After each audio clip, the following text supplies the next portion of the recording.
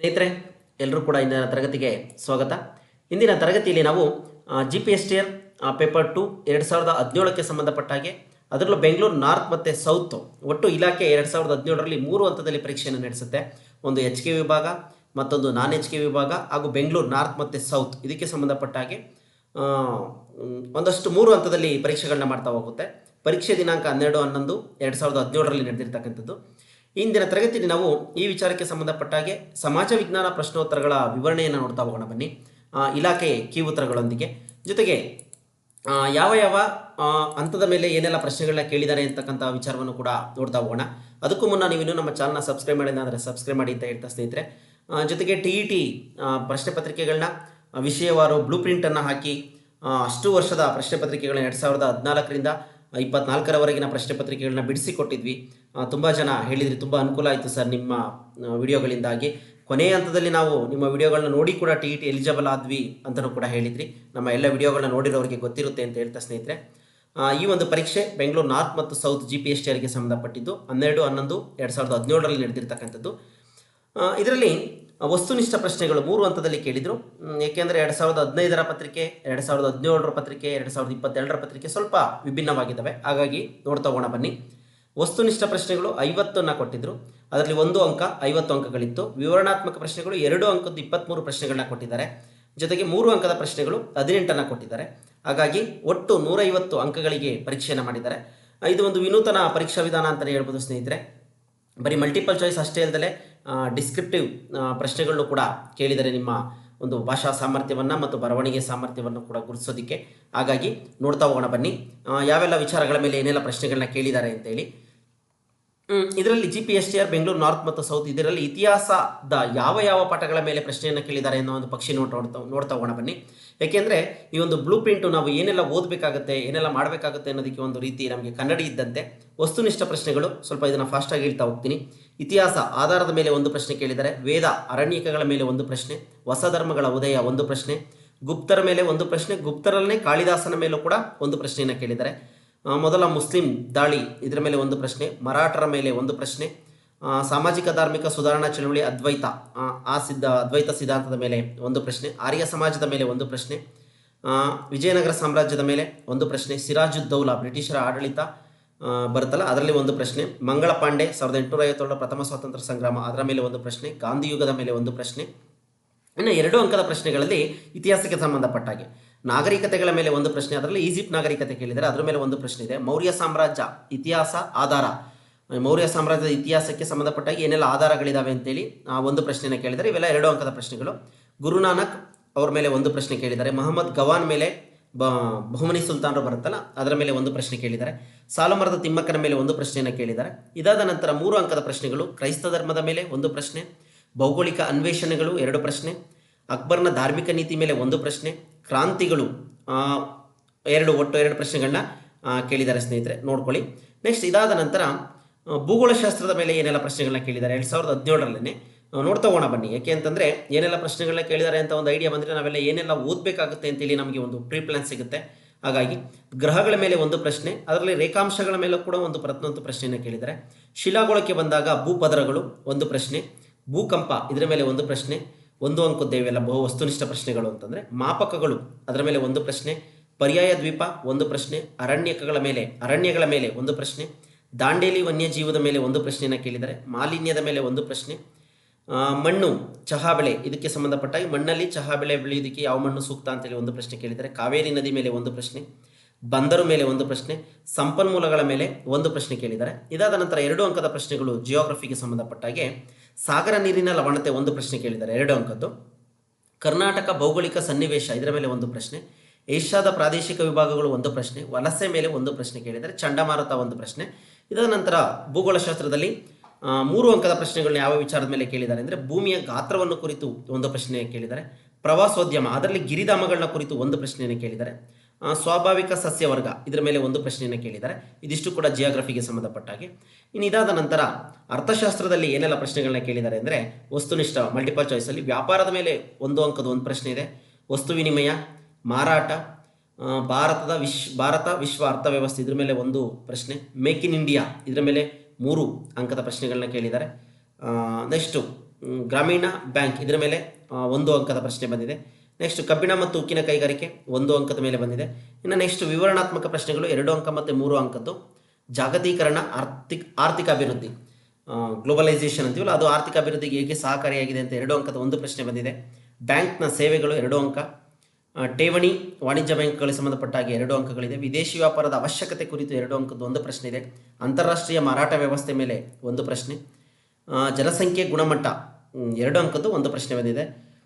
Post crop ಇದ್ರ ಮೇಲೆ ವಿಸ್ತರಿಸಿ ಬರೀರಿ ಅಂತ ಹೇಳಿ ಕೇಳಿದರೆ ಅದರಲ್ಲಿ 2 ಅಂಕದ್ದು. ಇನ್ನು ಬಡತನ ಇದ್ರ ಮೇಲೆ 2 ಅಂಕದ ಪ್ರಶ್ನೆಗಳು. ಇನ್ನು ಸಾರಿಗೆ ವಿಧಗಳು ಮತ್ತು ಮಹತ್ವವನ್ನು ಕುರಿತು ಅದರಲ್ಲಿ ರಸ್ತೆ ಸಾರಿಗೆ ಮಹತ್ವವನ್ನು ವಿವರಿಸಿ ಅಂತ ಹೇಳಿದರೆ ಅದರ 3 ಅಂಕದ ಪ್ರಶ್ನೆ ಆಗಿರುತ್ತೆ. ಕೈಗಾರಿಕಾ ಪ್ರದೇಶ ಇದ್ರ ಮೇಲೆ 3 ಅಂಕದ ಒಂದು ಪ್ರಶ್ನೆ. ಮಾರಾಟ ಮಿಶ್ರಣ ಇದ್ರ ಮೇಲೂ ಕೂಡ 3 ಅಂಕದ ಒಂದು ಪ್ರಶ್ನೆಯನ್ನು ಅರ್ಥಶಾಸ್ತ್ರದ ಮೇಲೆ ಕೇಳಿರುವಂಥದ್ದು ಸ್ನೇಹಿತರೆ. ಇದಾದ ನಂತರ ಅಭಿವೃದ್ಧಿ ಮತ್ತು ಅನಭಿವೃದ್ಧಿ ಅರ್ಥವ್ಯವಸ್ಥೆ ಅಂತ ಬರುತ್ತಲ್ಲ, developed and developing economic system, ಇದರ ಮೇಲೆ 3 ಅಂಕದ ಒಂದು ಪ್ರಶ್ನೆಯನ್ನು ಕೇಳಿದ್ದಾರೆ ಸ್ನೇಹಿತರೆ. ಇದಾದ ನಂತರ ರಾಜ್ಯಶಾಸ್ತ್ರದ ಮೇಲೆ ಏನೆಲ್ಲ ಪ್ರಶ್ನೆಗಳನ್ನ ಕೇಳಿದ್ದಾರೆ ಅಂತಕ್ಕಂಥ ಒಂದು ಪಕ್ಷಿ ನೋಟವನ್ನು ನೋಡೋದೇ ಆದರೆ, ವಸ್ತುನಿಷ್ಠ ಬಹು ಆಯ್ಕೆ ಪ್ರಶ್ನೆಗಳು 1 ಅಂಕದ್ದು. ಸಂವಿಧಾನ ರಚನಾ ಸಭೆ ಮೇಲೆ 1 ಪ್ರಶ್ನೆ. ಹಕ್ಕುಗಳು ಅದರ ಮೇಲೆ 1. ಶಾಸಕಾಂಗ ಕಾನೂನು ರಚನೆ ಇದ್ರ ಮೇಲೆ 1 ಪ್ರಶ್ನೆ. ನ್ಯಾಯಾಂಗದ ಮೇಲೆ 1 ಪ್ರಶ್ನೆ. ಕರ್ನಾಟಕ ವಿಧಾನಸಭೆ, ಬಾಂಗ್ಲಾದೇಶದ ಸ್ವತಂತ್ರ, ವಿಶ್ವಸಂಸ್ಥೆ ಮಾನವ ಹಕ್ಕುಗಳು ಇದ್ರ ಮೇಲೆ 1 ಪ್ರಶ್ನೆ. 2 ಅಂಕದ ಪ್ರಶ್ನೆಗಳು ಏನೇನು ಕೇಳಿದ್ದಾರೆ ರಾಜ್ಯಶಾಸ್ತ್ರದಲ್ಲಿ ಅಂತಂದರೆ, ಸಂವಿಧಾನದ ಪ್ರಸ್ತಾವನೆ ಇದ್ರ ಮೇಲೆ 2 ಅಂಕ. ಏಕೆಂದರೆ ಸಂವಿಧಾನದ ಪ್ರಸ್ತಾವನೆ ಮೇಲೆ TET ಕೂಡ ಸಾಕಷ್ಟು ಪ್ರಶ್ನೆಯನ್ನು ಕೇಳಿದ್ದಾರೆ. ಎಲ್ಲ ವಿಚಾರಗಳ ಮೇಲೆ ಕೇಳಿದ್ದಾರೆ ಸ್ನೇಹಿತರೆ, ಹಾಗಾಗಿ ನೋಡ್ತಾ ಹೋಗೋಣ ಬನ್ನಿ. ಲೋಕಸಭೆ ಅರ್ಹತೆ ಮೇಲೆ 2 ಅಂಕದ ಒಂದು ಪ್ರಶ್ನೆ. ವಿಧಾನಸಭೆ ಮೇಲೆ 2 ಅಂಕದ ಒಂದು ಪ್ರಶ್ನೆ. PDO ಪಾತ್ರ 1 ಪ್ರಶ್ನೆ. 3 ಅಂಕದ ಪ್ರಶ್ನೆಗಳಿಗೆ ಹೋದಾಗ ಭಾರತ ಸಂವಿಧಾನವನ್ನು ಕುರಿತು 3 ಅಂಕದ ಒಂದು ಪ್ರಶ್ನೆ. ಸರ್ವೋಚ್ಚ ನ್ಯಾಯಾಲಯ, ಭೂಸೇನಾ ಕಮಾಂಡೋಗಳು, ರಾಷ್ಟ್ರ ಧ್ವಜ ಸಂಹಿತೆ ಇದರ ಮೇಲೆ 1 ಪ್ರಶ್ನೆ. ಭಾರತ ನೇಪಾಳ ಸಂಬಂಧ ಇವುಗಳ ಮೇಲೆ ಪ್ರಶ್ನೆಗಳನ್ನ ಕೇಳಿದ್ದಾರೆ ಸ್ನೇಹಿತರೆ. ಇದಾದ ನಂತರ ಸಮಾಜಶಾಸ್ತ್ರ, ವ್ಯವಹಾರ ಅಧ್ಯಯನ ಇದಕ್ಕೆ ಸಂಬಂಧಪಟ್ಟಾಗೆ ಸಾರ್ವಜನಿಕ ಆಡಳಿತ 1 ಅಂಕದ ಒಂದು ಪ್ರಶ್ನೆ. ವ್ಯವಹಾರ ಅದರ ಮೇಲೆ 1 ಅಂಕದ ಒಂದು ಪ್ರಶ್ನೆ. ಗ್ರಾಹಕ ಹಕ್ಕುಗಳ ದಿನ ಇದರ ಮೇಲೆ 1 ಅಂಕದ ಒಂದು ಪ್ರಶ್ನೆ. ಇದಾದ ನಂತರ ಇಲ್ಲಿ 2-3 ವಾಕ್ಯ ಏನು ಕೇಳಿದ ಇದ್ರ ಮೇಲೆ, ಯಾಕೆ ಅಂತಂದ್ರೆ ಆ ಒಂದು ವಿಚಾರಕ್ಕೆ ಸಂಬಂಧಪಟ್ಟಾಗೆ. ಇನ್ನು GKಗೆ ಬಂದಾಗ ದಕ್ಷಿಣ ಆಫ್ರಿಕಾ ಗಣರಾಜ್ಯದ ದಿನಾಂಕ ಯಾವಾಗ ಅಂತೇಳಿ ಮಲ್ಟಿಪಲ್ ಚಾಯ್ಸಲ್ಲಿ 1 ಪ್ರಶ್ನೆ ಕೇಳಿದ್ದಾರೆ. ಸೌದಿ ಅರೇಬಿಯಾ ಮೇಲೆ 1 ಅಂಕದ ಒಂದು ಪ್ರಶ್ನೆ. 2011ರ ಲಿಂಗಾನುಪಾತದ ಮೇಲೆ 1 ಪ್ರಶ್ನೆಯನ್ನು ಕೇಳಿದ್ದಾರೆ. ಬೆಳೆ ವಿಮೆ ಇದರ ಮೇಲೆ ಸಂಬಂಧಪಟ್ಟ ಹಾಗೆ 1 ಅಂಕದ ಒಂದು ಪ್ರಶ್ನೆ ಬಂದಿದೆ ಸ್ನೇಹಿತರೆ. ಇದಿಷ್ಟು ಕೂಡ GKಗೆ ಸಂಬಂಧಪಟ್ಟಂಥ ಪ್ರಶ್ನೆಗಳು ಆಗಿರ್ತವೆ. ಈಗ ಬ್ಲೂ ಪ್ರಿಂಟನ್ನು ನೋಡಿದ್ವಿ. ಈಗ ಒಂದೊಂದು ಪ್ರಶ್ನೆಗಳನ್ನು ನೋಡ್ತಾ ಹೋಗೋಣ ಬನ್ನಿ. ಸಿರಾಜ್ ಉದ್ ದೌಲನ ಇಚ್ಛೆಗೆ ವಿರುದ್ಧವಾಗಿ ಬ್ರಿಟಿಷರು ನಿರ್ಮಿಸಿದ ಕೋಟೆ ಯಾವುದು ಅಂತೇಳಿ ಎಲ್ಲರಿಗೂ ಗೊತ್ತಿದೆ. 2017 ಬೆಂಗಳೂರು ನಾರ್ತ್ ಮತ್ತು ಸೌತ್ಗೆ ಸಂಬಂಧಪಟ್ಟಂಥ ಪ್ರಶ್ನೆ ಪತ್ರಿಕೆ. ಸಿರಾಜ್ ಉದ್ ದೌಲನ ಇಚ್ಛೆಗೆ ವಿರುದ್ಧವಾಗಿ ಬ್ರಿಟಿಷರು ನಿರ್ಮಿಸಿದ ಕೋಟೆ ಯಾವುದು ಅಂತೇಳಿ ಕೇಳಿದ್ದಾರೆ. ಪೋರ್ಟ್ ವಿಲಿಯಂ ಕೋಟೆ, ಪೋರ್ಟ್ ಥಾಮಸ್, ಪೋರ್ಟ್ ಆಯಮ್ಥೆಮ್, ಪೋರ್ಟ್ ಫ್ರಾನ್ಸಿಸ್ ಅಂತ ಹೇಳಿ. ಇಲ್ಲಿ ಸರಿಯಾದಂಥ ಉತ್ತರ ಪೋರ್ಟ್ ವಿಲಿಯಂ ಅಂತಕ್ಕಂಥದ್ದು. 1690ರ ದಶಕದಲ್ಲಿ ಹೂಗ್ಲಿ ನದಿಯ ದಂಡೆಯ ಮೇಲೆ ಸುನನುತಿ, ಕೋಲ್ಕತ್ತಾ ಹಾಗೂ ಗೋವಿಂದಪುರ ಎಂಬ 3 ಹಳ್ಳಿಗಳನ್ನು ಖರೀದಿಸ್ತಾರೆ ಬ್ರಿಟಿಷರು. ಪೋರ್ಟ್ ವಿಲಿಯಂ ಕೋಟೆಯನ್ನು ಕಟ್ಟಿರ್ತಾರೆ, ಆಲ್ರೆಡಿ ಕಟ್ಬಿಟ್ಟಿರ್ತಾರೆ. ಆದರೆ ಸಿರಾಜ್ ಉದ್ ದೌಲಾ ಅಧಿಕಾರಕ್ಕೆ ಬಂದಂಥ ಸಂದರ್ಭದಲ್ಲಿ, ಅಂದರೆ ಯಾವ ಟೈಮಲ್ಲಿ ಅಂದರೆ 1756ರಿಂದ 57ರ ಸುಮಾರಿನಲ್ಲಿ ಸಿರಾಜ್ ಉದ್ ದೌಲನ ಅನುಮತಿ ಇಲ್ಲದೆ ಅದನ್ನು ಬ್ರಿಟಿಷರು ದುರಸ್ತಿ ಮಾಡ್ತೀವಿ ಅಂತ ಹೊರಡ್ತಾರೆ. 1690ರಲ್ಲೇ ಅಲ್ಲಿ ಖರೀದಿ ಮಾಡಿ ಕೋಟೆಯನ್ನು ಕಟ್ಕೊಂಡಿರ್ತಾರೆ. ಆದರೆ ಅದನ್ನು ದುರಸ್ತಿ ಮಾಡ್ತೀವಿ ಅಂತ ಸಿರಾಜ್ ಉದ್ ದೌಲನ ಕಾಲದಲ್ಲಿ ಏನು ಮಾಡ್ತಾರೆ, ದುರಸ್ತಿ ಮಾಡೋ ನೆಪದಲ್ಲಿ ಅಲ್ಲೇನು ಮಾಡ್ತಾರೆ, ಫಿರಂಗಿಗಳನ್ನು ಶೇಖರಿಸಿ ಇಟ್ಕೊಳ್ತಾರೆ. ಜೊತೆಗೆ ದಸ್ತಕ್ಗಳ ದುರುಪಯೋಗ ಆಗುತ್ತೆ. ದಸ್ತಕ್ ಅಂದರೆ ನಿಮಗೆ ಗೊತ್ತು, ಸುಂಕವಿಲ್ಲದೆ ವ್ಯಾಪಾರ ಮಾಡುವ ಪರವಾನಿಗೆಗಳು ಅಂತೇಳಿ. ಈ ದಸ್ತಕಗಳ ದುರುಪಯೋಗ ಆಗುತ್ತೆ. ಮತ್ತು ಕಪ್ಪು ಕೋಣೆ ದುರಂತ, 146 ಜನರನ್ನು ಒಂದು ಸಣ್ಣ ಕೋಣೆಯಲ್ಲಿ ಕೂಡ ಹಾಕ್ತಾರೆ. ಆ ಒಂದು ಸಂದರ್ಭದಲ್ಲಿ ಅದರಲ್ಲಿ ಒಬ್ಬರು ಮಹಿಳೆ ಕೂಡ ಇದ್ರು ಅಂತ ಹೇಳ್ತಾರೆ. 123 ಜನ ದುರ್ಮರಣ ಆಗ್ತಾರೆ. ಯಾರು ಸಾಯಿಸೋದು ಅಂತಂದರೆ ಸಿರಾಜ್ ಉದ್ ದೌಲಾ, ಬ್ರಿಟಿಷರ ಕಡೆಯನ್ನು. ಹಾಗಾಗಿ ಇದು ಒಂದು ಕಪ್ಪು ಕೋಣೆ ದುರಂತ, ಇದನ್ನು ಕೂಡ ನೆನಪಿಟ್ಕೊಂಡಿರಿ. ಈ 3 ಕಾರಣಗಳು 1757 ಜೂನ್ 23ರಲ್ಲಿ ಪ್ಲಾಸಿ ಕದನಕ್ಕೆ ಕಾರಣವಾಗ್ತವೆ. ಇದಿಷ್ಟು ಕೂಡ ಒಂದಿಷ್ಟು ಮಾಹಿತಿ. ಯಾವುದು ಪೋರ್ಟ್ ವಿಲಿಯಂ ಕೋಟೆ ಒಂದು NK ಇದಾಗತ್ತೆ ಅಂತೇಳಿ NK ಅವರು ಆ ಕೋಟೆಯನ್ನು ಕಟ್ಕೊಂಡಿದ್ರು. ಜೊತೆಗೆ ಅಲ್ಲಿ ಏನೆಲ್ಲ ಘಟನೆ ನಡೀತು 1757 ಪ್ಲಾಸಿ ಕದನಕ್ಕೆ ಅಂತೇಳಿ ಈ ಒಂದು ವಿಚಾರಗಳನ್ನ ನೆನಪಿಟ್ಕೊಳ್ಳಿ. ನೆಕ್ಸ್ಟ್ ಇದಾದ ನಂತರ 1639ರಲ್ಲಿ ಚಂದ್ರಗಿರಿ ರಾಜನಿಂದ ಮದ್ರಾಸ್ನಲ್ಲಿ ಭೂಮಿಯನ್ನು ಪಡೆದು ಸೆಂಟ್ ಜಾರ್ಜ್ ಫೋರ್ಟ್ ಅನ್ನೋ ಕೋಟೆಯನ್ನು ಕಟ್ಕೊಳ್ತಾರೆ. ಇದು ಮದ್ರಾಸಲ್ಲಿ ಕಟ್ಟುವಂಥ ಕೋಟೆ. ಇದು ಕೋಲ್ಕತ್ತಾದಲ್ಲಿ, ಪೋರ್ಟ್ ವಿಲಿಯಂ ಅಂತಕ್ಕಂಥದ್ದು ಕೋಲ್ಕತ್ತಾದಲ್ಲಿ ಕಟ್ಟಿರ್ತಕ್ಕಂಥ ಕೋಟೆ ಆಗಿರುತ್ತೆ, ನೆನಪಿಟ್ಕೊಳ್ಳಿ. ನೆಕ್ಸ್ಟ್ ಇದಾದ ನಂತರ ಆರ್ಯ ಸಮಾಜದಲ್ಲಿ ಶುದ್ಧೀಕರಣ ಚಳುವಳಿಯ ಉದ್ದೇಶ ಏನಾಗಿತ್ತು ಅಂತ ಹೇಳಿ ಕೇಳಿದ್ದಾರೆ. ಹಿಂದೂ ಧರ್ಮದ ಪಾಪಿಗಳ ಶುದ್ಧೀಕರಣ, ಜನರನ್ನು ಮತಾಂತರಿಸಲು, ಮತಾಂತರಗೊಂಡವರನ್ನು ಹಿಂದೂ ಧರ್ಮಕ್ಕೆ ಮರಳಿ ತರಲು, ಪಾಪಿಗಳನ್ನು ಹಿಂದೂ ಧರ್ಮದಿಂದ ಹೊರ ಹಾಕಲು ಅಂತೇಳಿ 4 ಆಪ್ಷನ್ನ ಕೇಳಿದ್ದಾರೆ. ಈಸಿಯಾಗಿ ಗುರುತಿಸ್ತೀರಿ. ಮತಾಂತರಗೊಂಡವರನ್ನ ಹಿಂದೂ ಧರ್ಮಕ್ಕೆ ಮರಳಿ ತರಲು ಅಂತೇಳಿ. ಅಂದರೆ ಕ್ರೈಸ್ತ ಅಥವಾ ಇಸ್ಲಾಂ ಮತಗಳಿಗೆ ಮತಾಂತರ ಹೊಂದಿದ್ದ ಹಿಂದೂಗಳನ್ನು ಪುನಃ ಹಿಂದೂಗಳಾಗಿ ಪರಿವರ್ತಿಸಲು ದಯಾನಂದರು ಶುದ್ಧಿ ಚಳುವಳಿಯನ್ನು ಆರಂಭಿಸ್ತಾರೆ. ಈ ಮೂಲಕ ಭಾರತೀಯರಿಗೆ ಭಾರತ ಎಂಬ ಘೋಷಣೆಯನ್ನು ಕೂಡ ನೀಡ್ತಾರೆ. ಹಾಗಾಗಿ ಶುದ್ಧಿ ಚಳುವಳಿಯನ್ನು ಆರಂಭಿಸಿದವರು ಕೂಡ ಆರ್ಯ ಸಮಾಜದ ಸ್ಥಾಪಕರು ಯಾರು ಅಂದರೆ ದಯಾನಂದ ಸರಸ್ವತಿಯವರು, ನೆನ್ಪಿಟ್ಕೊಳ್ಳಿ. ಇವರ ಕೃತಿ ಸತ್ಯಾರ್ಥ ಪ್ರಕಾಶ ಅಂತಕ್ಕಂಥದ್ದು. ಇವರು ವಿಗ್ರಹಾರಾಧನೆ, ಜಾತಿ ಪದ್ಧತಿಗಳನ್ನು ಖಂಡಿಸಿ ಜಾತಿಯು ಯೋಗ್ಯತೆಯಿಂದ ಹುಟ್ಟಿನಿಂದ ಅಲ್ಲ ಎಂದು ಹೇಳಿ ವೇದಗಳಿಗೆ ಹಿಂದಿರುಗಿ ಎಂಬ ಕರೆಯನ್ನು ಕೂಡ ಏನು ಮಾಡ್ತಾರೆ, ಕೊಡ್ತಾರೆ. ಯಾಕೆಂದರೆ ವೇದಗಳಿಗೆ ಹಿಂದಿರುಗಿ ಯಾಕೆ ಅಂತ ಹೇಳಿದ್ರು ಅಂದರೆ ವೇದಗಳ ಕಾಲದಲ್ಲಿ ಜಾತಿ ವ್ಯವಸ್ಥೆ ಅಂತಕ್ಕಂಥದ್ದು ಅಷ್ಟಾಗಿ ಇರಲಿಲ್ಲ. ಅದರಲ್ಲೂ ಪೂರ್ವ ವೇದಗಳ ಕಾಲದಲ್ಲಂತೂ ಜಾತಿ ವ್ಯವಸ್ಥೆ ಇರಲಿಲ್ಲ ಅಂತಕ್ಕಂಥದ್ದು ಒಂದು ವಿಚಾರ ಆಗಿರುತ್ತೆ. ಹಾಗಾಗಿ ಅದೊಂದನ್ನು ನೆನ್ಪಿಟ್ಕೊಳ್ಳಿ. ನೆಕ್ಸ್ಟು, ಮಂಗಳ ಪಾಂಡೆಯು ಗುಂಡು ಹಾರಿಸಿ ಬ್ರಿಟಿಷ್ ಅಧಿಕಾರಿಯನ್ನು ಸಾಯಿಸಿದ್ದು ಅಂತೇಳಿ ಒಂದು ಕ್ವಶನ್ನ ಕೇಳಿ. ಎಲ್ಲಿ ಅಂತೇಳಿ ಮೀರತ್, ಬ್ಯಾರಕ್ಪುರ, ಲಕ್ನೋ, ಅಂಬಾಲಾ ಅಂತೇಳಿ ಗೊತ್ತೇ ಇದೆ. ಬ್ಯಾರಕ್ಪುರದಲ್ಲಿ ಉಲ್ವಿಚ್ನಿಂದ ಏನು ಮಾಡಿರ್ತಾರೆ, ಅವತ್ತಿಗೆ 1857 ಪ್ರಥಮ ಸ್ವಾತಂತ್ರ್ಯ ಸಂಗ್ರಾಮದಲ್ಲಿ ರಾಯಲ್ ಎನ್ಫೀಲ್ಡ್ ಅಂತಕ್ಕಂಥ ಬಂದೂಕುಗಳನ್ನು ಏನು ಮಾಡಿರ್ತಾರೆ, ತರಿಸಿರ್ತಾರೆ. ಅದಕ್ಕೆ ಹಸು ಮತ್ತು ಹಂದಿಗಳ ಕೊಬ್ಬನ್ನು ಸವರಿದ್ದಾರೆ ಎಂಬ ವದಂತಿಯ ಮೇಲೆ ಬ್ಯಾರಕ್ಪುರದಲ್ಲಿ ಮಂಗಳ ಪಾಂಡೆ ಎಂಬ ಸಿಪಾಯಿ 1857 ಮಾರ್ಚ್ 29ರಂದು ಮೇಜರ್ ಯೂಸನ್ ಮತ್ತು ಲೆಫ್ಟಿನೆಂಟ್ ಬಾಗ್ ಎಂಬುವರನ್ನ ಗುಂಡಿಕ್ಕಿ ಕೊಲ್ತಾನೆ. ಇದು 1857 ಪ್ರಥಮ ಸ್ವಾತಂತ್ರ್ಯ ಸಂಗ್ರಾಮಕ್ಕೆ ತತ್ಕ್ಷಣದ ಕಾರಣ ಆಗಿತ್ತು ಅಂತಲೂ ಕೂಡ ಹೇಳ್ತೀವಿ. ಹಾಗಾಗಿ ಪಾಯಿಂಟನ್ನು ನೆನ್ಪಿಟ್ಕೊಳ್ಳಿ. ಈ ಮೇಜರ್ ಯೂಸನ್ ಮತ್ತು ಲೆಫ್ಟಿನೆಂಟ್ ಬಾಗ್ ಇವರನ್ನು ನೆನ್ಪಿಟ್ಕೊಳ್ಳಿ. ಇವರ ಮೇಲೆ ಸಿಪಾಯಿ ಮಂಗಳ ಪಾಂಡೆ ಗುಂಡನ್ನು ಹಾರಿಸ್ತಾರೆ. ಅಲ್ಲಿಂದ 1857 ಸ್ವಾತಂತ್ರ್ಯ ಸಂಗ್ರಾಮಕ್ಕೆ ಕಿಚ್ಚು ಹತ್ಕೊಳ್ಳುತ್ತೆ ಅಂತಕ್ಕಂಥ ಮಾಹಿತಿ. ಅದು ಎಲ್ಲಿ ನಡೆಯಿತು ಅಂದರೆ ಬ್ಯಾರಕ್ಪುರದಲ್ಲಿ ನಡೆಯುತ್ತೆ. ಕಾನೂನು ಸಲಹೆಗಾರರಾಗಿ ಗಾಂಧೀಜಿ ದಕ್ಷಿಣ ಆಫ್ರಿಕಾಕ್ಕೆ ಹೋಗಿದ್ದು ಯಾಕೆ, ಯಾವ ಕಂಪನಿ ಕಡೆಯಿಂದ ದಕ್ಷಿಣ ಆಫ್ರಿಕಾಗೆ ಹೋಗ್ತಾರೆ ಅಂತೇಳಿ, ದಾದಾ ಅಬ್ದುಲ್ಲಾ ಕಂಪನಿಗೆ, ಅಮೀನ್ ಟ್ರೇಡರ್ಸ್ ಕಂಪನಿಗೆ, ನೌಷದ್ ಟ್ರೇಡಿಂಗ್ ಕಂಪನಿಗೆ, ಕಂಪನಿ ಆಫ್ ಇಂಡೋ ಆಫ್ರಿಕನ್ ಮುಸ್ಲಿಮ್ಸ್ಗೆ ಅಂತೇಳಿ. ಇಲ್ಲಿ ದಾದಾ ಅಬ್ದುಲ್ಲಾ ಕಂಪನಿಗೆ ಏನು ಮಾಡ್ತಾರೆ, ಗಾಂಧೀಜಿಯವರು ಸಲಹೆಗಾರರಾಗಿ, ಕಾನೂನು ಸಲಹೆಗಾರರಾಗಿ ಏನು ಮಾಡ್ತಾರೆ, ಹೋಗ್ತಾರೆ. ಗಾಂಧೀಜಿಯವರ ಪ್ರಾಮಾಣಿಕತೆಗೆ ಮೆಚ್ಚಿ ವರ್ತಕ ಅವರು ಪ್ರಾಮಾಣಿಕತೆ, ಸತ್ಯ, ಇವೆಲ್ಲ ಸತ್ಯ ಹರಿಶ್ಚಂದ್ರನ ಕಥೆಯನ್ನು ಕೇಳಿದರು, ಪ್ರಾಮಾಣಿಕತೆಗೆ ಹೆಸರಾಗಿದ್ದು ಅಂತ ನಾವೆಲ್ಲ ಓದಿದ್ದೀವಿ. ಅವರ ಒಂದು ನೈತಿಕ ಮೌಲ್ಯಗಳನ್ನು ತಿಳ್ಕೊಳ್ಳುವಂಥ ಸಂದರ್ಭದಲ್ಲಿ ಇವರ ಪ್ರಾಮಾಣಿಕತೆಗೆ ಮೆಚ್ಚಿ ಅಬ್ದುಲ್ಲಾ ಎಂಬುವವರು ತಮ್ಮ ಕಂಪನಿಯ ಕೇಸೊಂದನ್ನು ನಡೆಸೋದಕ್ಕೆ ದಕ್ಷಿಣ ಆಫ್ರಿಕಾದ ನೆಟಾಲ್ಗೆ ಕರೆದುಕೊಂಡು ಹೋದರು. ಆ ಸಂದರ್ಭದಲ್ಲಿಯೇ ಮೊದಲ ದರ್ಜೆಯ ಬೋಗಿಯಲ್ಲಿ 1893ರಲ್ಲಿ ಬಿಳಿಯನೊಬ್ಬ ಏನು ಮಾಡ್ತಾನೆ, ಗಾಂಧೀಜಿ ಅವ್ರನ್ನ ಹೊರದಬ್ಬಿ ಅವಮಾನಗೊಳಿಸ್ತಿರ್ತಾರೆ. ಆಗ ಅವರು ಅಲ್ಲಿ ಕೂಡ ಫಸ್ಟು ಆಫ್ರಿಕಾದಲ್ಲಿ ಏನು ಮಾಡ್ತಾರೆ, ವರ್ಣಭೇದ ನೀತಿ ವಿರುದ್ಧ ಹೋರಾಟವನ್ನು ಮಾಡ್ತಾರೆ ಅಂತ ಕೂಡ ತಿಳಿದಿದ್ವಿ. ಯಾವ ಸಂದರ್ಭದಲ್ಲಿ ನೂಕಿದ್ರು ಅಂದರೆ ಈ ನಟಾಲ್ ಕಂಪನಿಗೆ ಹೋಗಿರ್ತಾರಲ್ಲ ಅಲ್ಲಿ ಕಾನೂನು ಸಲಹೆಗಾರರಾಗಿ, ಆ ಒಂದು ಸಂದರ್ಭದಲ್ಲೇ ಅವ್ರನ್ನ ರೈಲಿನಿಂದ ದೂಕಿದ್ದು. ಈ ಪಾಯಿಂಟನ್ನು ನೆನ್ಪಿಟ್ಕೊಳ್ಳಿ. ನೆಕ್ಸ್ಟು, ಆರ್ಚ್ ಡ್ಯೂಕ್ ಫರ್ಡಿನಾಂಡನು ಕೊಲೆಯಾದದ್ದು. ಇದು ಫಸ್ಟ್ ವರ್ಲ್ಡ್ ವಾರ್ ನಡೆಯುತ್ತಲ್ಲ, ಮೊದಲ ಪ್ರಪಂಚ ಯುದ್ಧ, ಅದಕ್ಕೆ ಸಂಬಂಧಪಟ್ಟಂಥ ಪ್ರಶ್ನೆ ಆಗಿರುತ್ತೆ. ಆದರೆ ಇಲ್ಲಿ ಏನಾಗಿದೆ ಅಂತಂದರೆ ಎಲ್ಲ ಆಯ್ಕೆಗಳು ಕೂಡ ತಪ್ಪಾಗಿದ್ದಾವೆ. ಸರಿಯಾದಂಥ ಉತ್ತರ ಆಯ್ಕೆ ಏನು ಕೊಡಬೇಕಾಗಿತ್ತು ಅಂದರೆ 28 ಜೂನ್ 1914 ಅಂತ ಕೊಡಬೇಕಿತ್ತು. ಇಲ್ಲಿ ಯಾವುದೋ ಆಪ್ಷನ್ ಇಲ್ದಲೇ ಇರೋದ್ರಿಂದ ಇದಕ್ಕೆ ಗ್ರೇಸ್ ಮಾರ್ಕ್ಸ್ ಕೂಡ ಸಿಕ್ಕಿದೆ.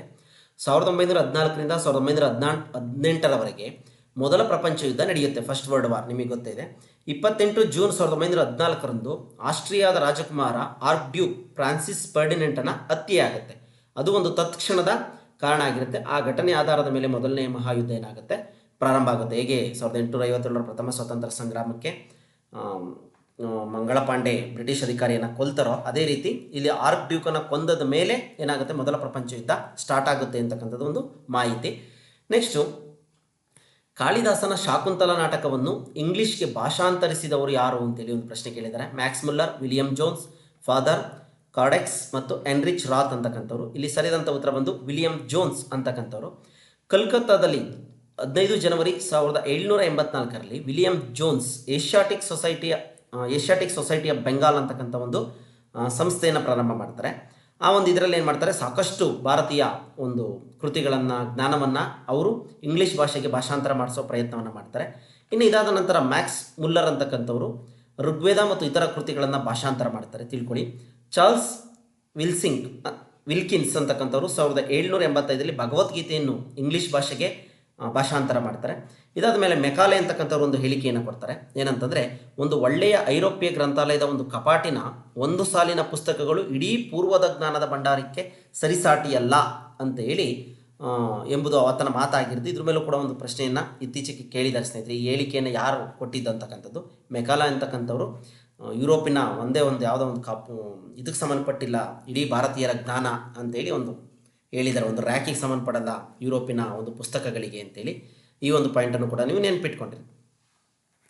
ಪ್ರಾಚೀನ ಭಾರತದಲ್ಲಿ ಹೊಸ ಧರ್ಮಗಳು ಉದಯಿಸಲು ಈ ಕೆಳಗಿನವುಗಳಲ್ಲಿ ಯಾವುದು ಕಾರಣವಲ್ಲ ಅಂತ ಕೇಳಿದ್ದಾರೆ. ಹೊಸ ಧರ್ಮಗಳ ಉದಯ ಆಗುತ್ತೆ, ಜೈನ ಧರ್ಮ, ಬೌದ್ಧ ಧರ್ಮ, ಅವುಗಳು ಉದಯಿಸೋದಕ್ಕೆ ಯಾವುದು ಕಾರಣವಲ್ಲ ಅಂತೇಳಿ. ಪೂಜಾ ವಿಧಿಗಳಲ್ಲಿ ಸಂಸ್ಕೃತ ಮಂತ್ರಗಳ ಬಳಕೆ, ಪ್ರಾಣಿ ಬಲಿ, ಬ್ರಾಹ್ಮಣರು ಮತ್ತು ಕ್ಷತ್ರಿಯರ ನಡುವಿನ ಸಂಘರ್ಷ, ಜಾತಿ ಪದ್ಧತಿ. ಹೊಸ ಧರ್ಮಗಳು ಉದಯ ಆಗೋದಕ್ಕೆ ಪೂಜಾ ವಿಧಾನಗಳು, ಸಂಸ್ಕೃತ ಮಂತ್ರಗಳು ಬಳಕೆಯಾಗಿದ್ದು ಕೂಡ ಒಂದು ಕಾರಣ ಆಗಿತ್ತು. ಪ್ರಾಣಿ ಬಲಿ ಕೂಡ ಆಗಿರುತ್ತೆ, ಯಾಕೆಂದರೆ ಹಸುಗಳನ್ನ ಬಲಿ ಕೊಡೋದ್ರಿಂದ ಉಳುಮೆ ಮಾಡೋದಕ್ಕೆ ಪ್ರಾಣಿಗಳ ಅಭಾವ ಉಂಟಾಗುತ್ತೆ ಅಂತಕ್ಕಂಥದ್ದು. ಜೊತೆಗೆ ಜಾತಿ ಪದ್ಧತಿ ಕೂಡ ಆಗಿರುತ್ತೆ. ಆದರೆ ಬ್ರಾಹ್ಮಣರು ಮತ್ತು ಕ್ಷತ್ರಿಯರ ನಡುವಿನ ಸಂಘರ್ಷ ಇಲ್ಲಿ ಹೊಸ ಧರ್ಮಗಳ ಉದಯಕ್ಕೆ ಏನು ಕಾರಣ ಆಗೋದಿಲ್ಲ. ಇದು ಒಂದು ಸರಿಯಾದಂಥ ಉತ್ತರ ಆಗಿರುತ್ತೆ. ಇನ್ನು ಗುಪ್ತ ವಂಶದ ಸ್ಥಾಪಕರು ಯಾರು ಅಂತ ಕೇಳಿದರೆ ಈಸಿಯಾಗಿ ಗುರುತಿಸ್ಬೋದು. ಶ್ರೀಗುಪ್ತ ಅಂತಕ್ಕಂಥವ್ರು ಗುಪ್ತ ವಂಶದ ಸ್ಥಾಪಕರಾಗಿರ್ತಾರೆ. ಇನ್ನು 1ನೇ ಚಂದ್ರಗುಪ್ತ ಗುಪ್ತರ ಐತಿಹಾಸಿಕ ಪುರುಷ ಅಂತೇಳಿ ಕೂಡ ಕರಿತೀವಿ. ಯಾಕೆಂದರೆ ಇಲ್ಲಿ ಚಂದ್ರಗುಪ್ತ ಮೌರ್ಯ ಬೇರೆ, 1ನೇ ಚಂದ್ರಗುಪ್ತ ಬೇರೆ, ಶ್ರೀಗುಪ್ತ ಬೇರೆ. ಹಾಗಾಗಿ ಗುಪ್ತರ ಮೊದಲ ಐತಿಹಾಸಿಕ ಪುರುಷ ಅಂತ ಕೇಳಿದರೆ ನೀವು 1ನೇ ಚಂದ್ರಗುಪ್ತನನ್ನು ಬರೀಬೇಕು. ಗುಪ್ತ ವಂಶದ ಸ್ಥಾಪಕ ಅಂತ ಕೇಳಿದರೆ ಶ್ರೀಗುಪ್ತ. ಇವನು ಪಟ್ಟಕ್ಕೆ ಬಂದಾಗ ಗುಪ್ತ ಶಕೆಯನ್ನು ಆರಂಭ ಮಾಡ್ತಾನೆ 1ನೇ ಚಂದ್ರಗುಪ್ತ. ಇನ್ನು ಕುಮಾರಗುಪ್ತ, ಇಲ್ಲಿ ಕುಮಾರಗುಪ್ತ ಇರೋದ್ರಿಂದ 1ನೇ ಕುಮಾರಗುಪ್ತ, ಇವನ್ನ ಚಕ್ರಾದಿತ್ಯ ಅಂತಲೂ ಕೂಡ ಕರೀತಾರೆ. ಈತ ನಳಂದ, ಬಿಹಾರದಲ್ಲಿರ್ತಕ್ಕಂಥ ನಳಂದ ವಿಶ್ವವಿದ್ಯಾಲಯವನ್ನು ಸ್ಥಾಪಿಸ್ತಾ ಅಂತಕ್ಕಂಥ ಮಾಹಿತಿ. ನೆಕ್ಸ್ಟ್ ಇದಾದ ನಂತರ ಅದ್ವೈತ ಎಂದರೆ ಏನು ಅಂತೇಳಿ ಇದನ್ನು TET-ನಲ್ಲೂ ಕೂಡ ಪ್ರಶ್ನೆಯನ್ನು ಕೇಳಿದ್ದಾರೆ. ಆತ್ಮ ಪರಮಾತ್ಮ ಒಂದೇ, ಆತ್ಮ ಪರಮಾತ್ಮ ಬೇರೆ ಬೇರೆ, ಪರಮಾತ್ಮ ಆತ್ಮ ಮತ್ತು ವಿಶ್ವವನ್ನು ಸೃಷ್ಟಿಸಿದೆ, ದೇವರು ಮತ್ತು ಆತ್ಮ ಒಂದೆಯೂ ಅಲ್ಲ ಬೇರೆಯೂ ಅಲ್ಲ ಅಂತ ಹೇಳಿ ಆಪ್ಷನ್ ಕೊಟ್ಟಿದ್ದಾರೆ. ಇದರಲ್ಲಿ ಅದ್ವೈತ ಅಂದರೆ ಆತ್ಮ ಮತ್ತು ಪರಮಾತ್ಮ ಒಂದೇ ಅಂತಕ್ಕಂಥದ್ದು ಆಗಿರುತ್ತೆ ಸ್ನೇಹಿತರೆ. ಇಲ್ಲಿ ಅಷ್ಟು ದ್ವೈತ ಸಿದ್ಧಾಂತ, ಅದ್ವೈತ ಸಿದ್ಧಾಂತ, ವಿಶಿಷ್ಟ ಅದ್ವೈತ, ಶಕ್ತಿ ವಿಶಿಷ್ಟ ಅದ್ವೈತ ಗೊತ್ತೇ ಇದೆ. ದ್ವೈತ ಮಧ್ವಾಚಾರ್ಯರು, ಅದ್ವೈತ ಶಂಕರಾಚಾರ್ಯರು, ವಿಶಿಷ್ಟ ಅದ್ವೈತ ರಾಮಾನುಜಾಚಾರ್ಯ, ಶಕ್ತಿ ವಿಶಿಷ್ಟ ಅದ್ವೈತ ಬಸವೇಶ್ವರ. ದ್ವೈತ ಎಂದರೆ ಜೀವ ಮತ್ತು ಪರಮಾತ್ಮ ಎರಡೂ ಒಂದೇ, ಆತ್ಮ ಮತ್ತು ಪರಮಾತ್ಮ ಎರಡೂ ಒಂದೇ ಅಂತ ಹೇಳೋದು. ದೇವರು ಒಬ್ಬನೇ, ಅಹಂ ಬ್ರಹ್ಮಾಸ್ಮಿ, ಓಕೆನಾ. ಜೀವಾತ್ಮ ಮತ್ತು ಪರಮಾತ್ಮ ಎರಡೂ ಒಂದೇ ಅಂತ ಹೇಳಿದಂಥದ್ದು ಅದ್ವೈತ. ನೆಕ್ಸ್ಟು ಪರಮಾತ್ಮ ಸತ್ಯ, ಸ್ವತಂತ್ರ, ಶಾಶ್ವತ. ಪರಮಾತ್ಮ ಎಂದರೆ ಈಶ್ವರ, ಆತ್ಮ ಮತ್ತು ಪ್ರಪಂಚ ದೇವರ ಅಧೀನ, ಪರಮಾತ್ಮನಿಲ್ಲದೆ ಆತ್ಮಕ್ಕೆ ಸ್ವತಂತ್ರದ ಅಸ್ತಿತ್ವವಿಲ್ಲ ಅಂತ ಹೇಳಿದಂಥವ್ರು ವಿಶಿಷ್ಟಾದ್ವೈತ ರಾಮಾನುಜಾಚಾರ್ಯರು. ಇನ್ನು ಬಸವೇಶ್ವರರು ಗೊತ್ತೇ ಇದೆ, ಜಾತಿ ಅಥವಾ ಲಿಂಗಭೇದವಿಲ್ಲದೆ ಲಿಂಗಧಾರಣೆ, ಶಿವಪೂಜೆಗೆ ಅವಕಾಶ, ಶಿವನ ಆರಾಧನೆ, ಲಿಂಗ ಪರಮಾತ್ಮ, ಅಂಗ ಜೀವಾತ್ಮ ಎಂಬ ಎರಡು ಭಾಗ, ಜೀವಾತ್ಮ ಲಿಂಗೈಕ್ಯವಾಗುವುದಕ್ಕೆ ಮೋಕ್ಷ ಅಂತೇಳಿ ಕರೀತಾರೆ ಅಂತೇಳಿ ಅವರವರು ಆಯಾ ಸಿದ್ಧಾಂತದಲ್ಲಿ ಹೇಳಿದ್ದಾರೆ. ಈ ಪಾಯಿಂಟ್ಗಳನ್ನ ನೆನ್ಪಿಟ್ಕೊಳ್ಳಿ. TET-ನಲ್ಲೂ ಕೂಡ ಪ್ರಶ್ನೆಯನ್ನು ಕೇಳಿದರು. ಭಾರತದ ಮೇಲೆ ದಾಳಿ ಮಾಡಿದ ಮೊದಲ ಮುಸ್ಲಿಂ ದೊರೆ ಯಾರು ಅಂತೇಳಿ ಪ್ರಶ್ನೆ ಕೇಳಿದ್ದಾರೆ ಸ್ನೇಹಿತರೆ. ನೋಡಿ, ಈ ಥರ ಪ್ರಶ್ನೆಗಳು ಬಂದಾಗ ನಾವು ತುಂಬ ಆಳವಾದ ಅಧ್ಯಯನವನ್ನು ಮಾಡಿರಬೇಕಾಗುತ್ತೆ. ಯಾಕೆ ಅಂತಂದರೆ ಇದುವರೆಗೂ ಹಿಂದೆ ಹೇಳಿದಂಥ ಎಲ್ಲ ಪ್ರಶ್ನೆಗಳು 8th 9th ಟೆಕ್ಸ್ಟ್ ಬುಕ್ಕಲ್ಲೇ ನಮಗೆ ಸಿಗುತ್ತೆ, 6th ಇಂದ 10th ಆದರೆ ಈ ಥರ ಪ್ರಶ್ನೆಗಳನ್ನ ನಾವು ಡಿಗ್ರಿ ಬುಕ್ಸ್ಗಳಲ್ಲಿ ಅಧ್ಯಯನವನ್ನು ಮಾಡಬೇಕಾಗತ್ತೆ. ನಾವು ಚೆನ್ನಾಗಿ ನೆನ್ಪಿಟ್ಕೊಂಡಿದ್ದೀವಿ. ನಮಗೆ ಮೊಹಮ್ಮದ್ ಗೋರಿ ಗೊತ್ತು, ಮೊಹಮ್ಮದ್ ಗಜ್ನಿ ಗೊತ್ತು. ಗಜ್ನಿ ಬಂದ ಮೇಲೆ ಗೋರಿ ಆಗ್ತಾರೆ, ಹಾಗಾಗಿ ಗಜ್ನಿ ಅಂತಲೇ ಏನು ಮಾಡಿಬಿಡ್ತೀವಿ, ಈಸಿಯಾಗಿ ಗುರುತಿಸ್ಬಿಡ್ತೀವಿ. ಆದರೆ ಇಲ್ಲಿ ಗಜ್ನಿ ಅಲ್ಲ, ಸರಿಯಾದಂಥ ಉತ್ತರ ಮೊಹಮ್ಮದ್ ಬಿನ್ ಕಾಸಿಮ್ ಅಂತ. ಏನಾಗುತ್ತೆ ಮೊಹಮ್ಮದ್ ಬಿನ್ ಕಾಸಿಮು, ಯಾವಾಗ ಬಂದ ಈತ ಅನ್ನೋತ್ತ ನೋಡೋದಾದರೆ, ಭಾರತದ ಮೇಲೆ ದಾಳಿ ಮಾಡಿದ ಮೊದಲಿಗರು ಯಾರು? ಅರಬರು. ನಿಮಗೆ ಚೆನ್ನಾಗಿ ಗೊತ್ತಿದೆ. ಖಲೀಫನ ರಾಜ್ಯಪಾಲ, ಖಲೀಫಾ ಅಂತ ಇರ್ತಾನೆ ಅರಬ್ ದೇಶದಲ್ಲಿ, ಆತನ ರಾಜ್ಯಪಾಲ ಅಜಾಜ್ ಅಂತಕ್ಕಂಥವನು ಸಿಂಧ್ ಪ್ರಾಂತ್ಯದ ಮೇಲೆ ದಾಳಿ ಮಾಡಿ ಸೋತು ವಿಫಲನಾಗ್ತಾನೆ. ಈ ಪಾಯಿಂಟನ್ನು ನೆನ್ಪಿಟ್ಕೊಳ್ಳಿ. ಖಲೀಫನ ರಾಜ್ಯಪಾಲ, ಖಲೀಫಾ ಅಂತಕ್ಕಂಥವನು ಅರಬ್ ದೇಶದಲ್ಲಿದ್ದಂಥ ದೊರೆ, ಅವ್ರಿಗೆ ಅಂಡರಲ್ಲಿ ಇರ್ತಾರಲ್ಲ ಅಂತ ರಾಜ್ಯಪಾಲ ಬರ್ತಾನೆ, ಅವನು ಸೋತು ಹಿಂದಿರುಗ್ತಾನೆ ಸಿಂಧ್ ಪ್ರಾಂತ್ಯದ ಮೇಲೆ. ಈ ಮಧ್ಯೆ ಸಿಲೋನ್, ಶ್ರೀಲಂಕಾ, ಅವತ್ತಿಗೆ ಸಿಲೋನ್ ಅಂತ ಕರೀತಾರೆ ಶ್ರೀಲಂಕಾವನ್ನು, ಖಲೀಫನಿಗೆ, ಈ ಅರಬ್ ದೇಶದ ಖಲೀಫನಿಗೆ ಏನು ಮಾಡ್ತಾರೆ, ಬೆಲೆ ಬಾಳುವ ವಸ್ತ್ರಾಭರಣ ಹಾಗೂ ನರ್ತಕಿಯರನ್ನು ಒತ್ತೊಯ್ತಾ ಇರುತ್ತೆ ಒಂದು 8 ಹಡಗುಗಳು. ಸಿಂಧ್ ಪ್ರಾಂತ್ಯದ ದೇವಾಲ್ ಪ್ರದೇಶದ ಹಡಗುಗಳ್ಳರು, ದೇವಾಲ್ ಅಂತಕ್ಕಂಥ ಸಿಂಧ್ ಪ್ರಾಂತ್ಯದಲ್ಲಿ ಒಂದು ಪ್ರದೇಶ ಇರುತ್ತೆ, ಆ ಪ್ರದೇಶದ ಹಡಗುಗಳ್ಳರು ಏನು ಮಾಡ್ತಾರೆ, ಈ ಖಲೀಫನಿಗೆ ಕಳಿಸ್ತಾ ಇದ್ದ ಅದನ್ನೇನು ಮಾಡ್ತಾರೆ, ಕೊಳ್ಳೆ ಹೊಡಿತಾರೆ.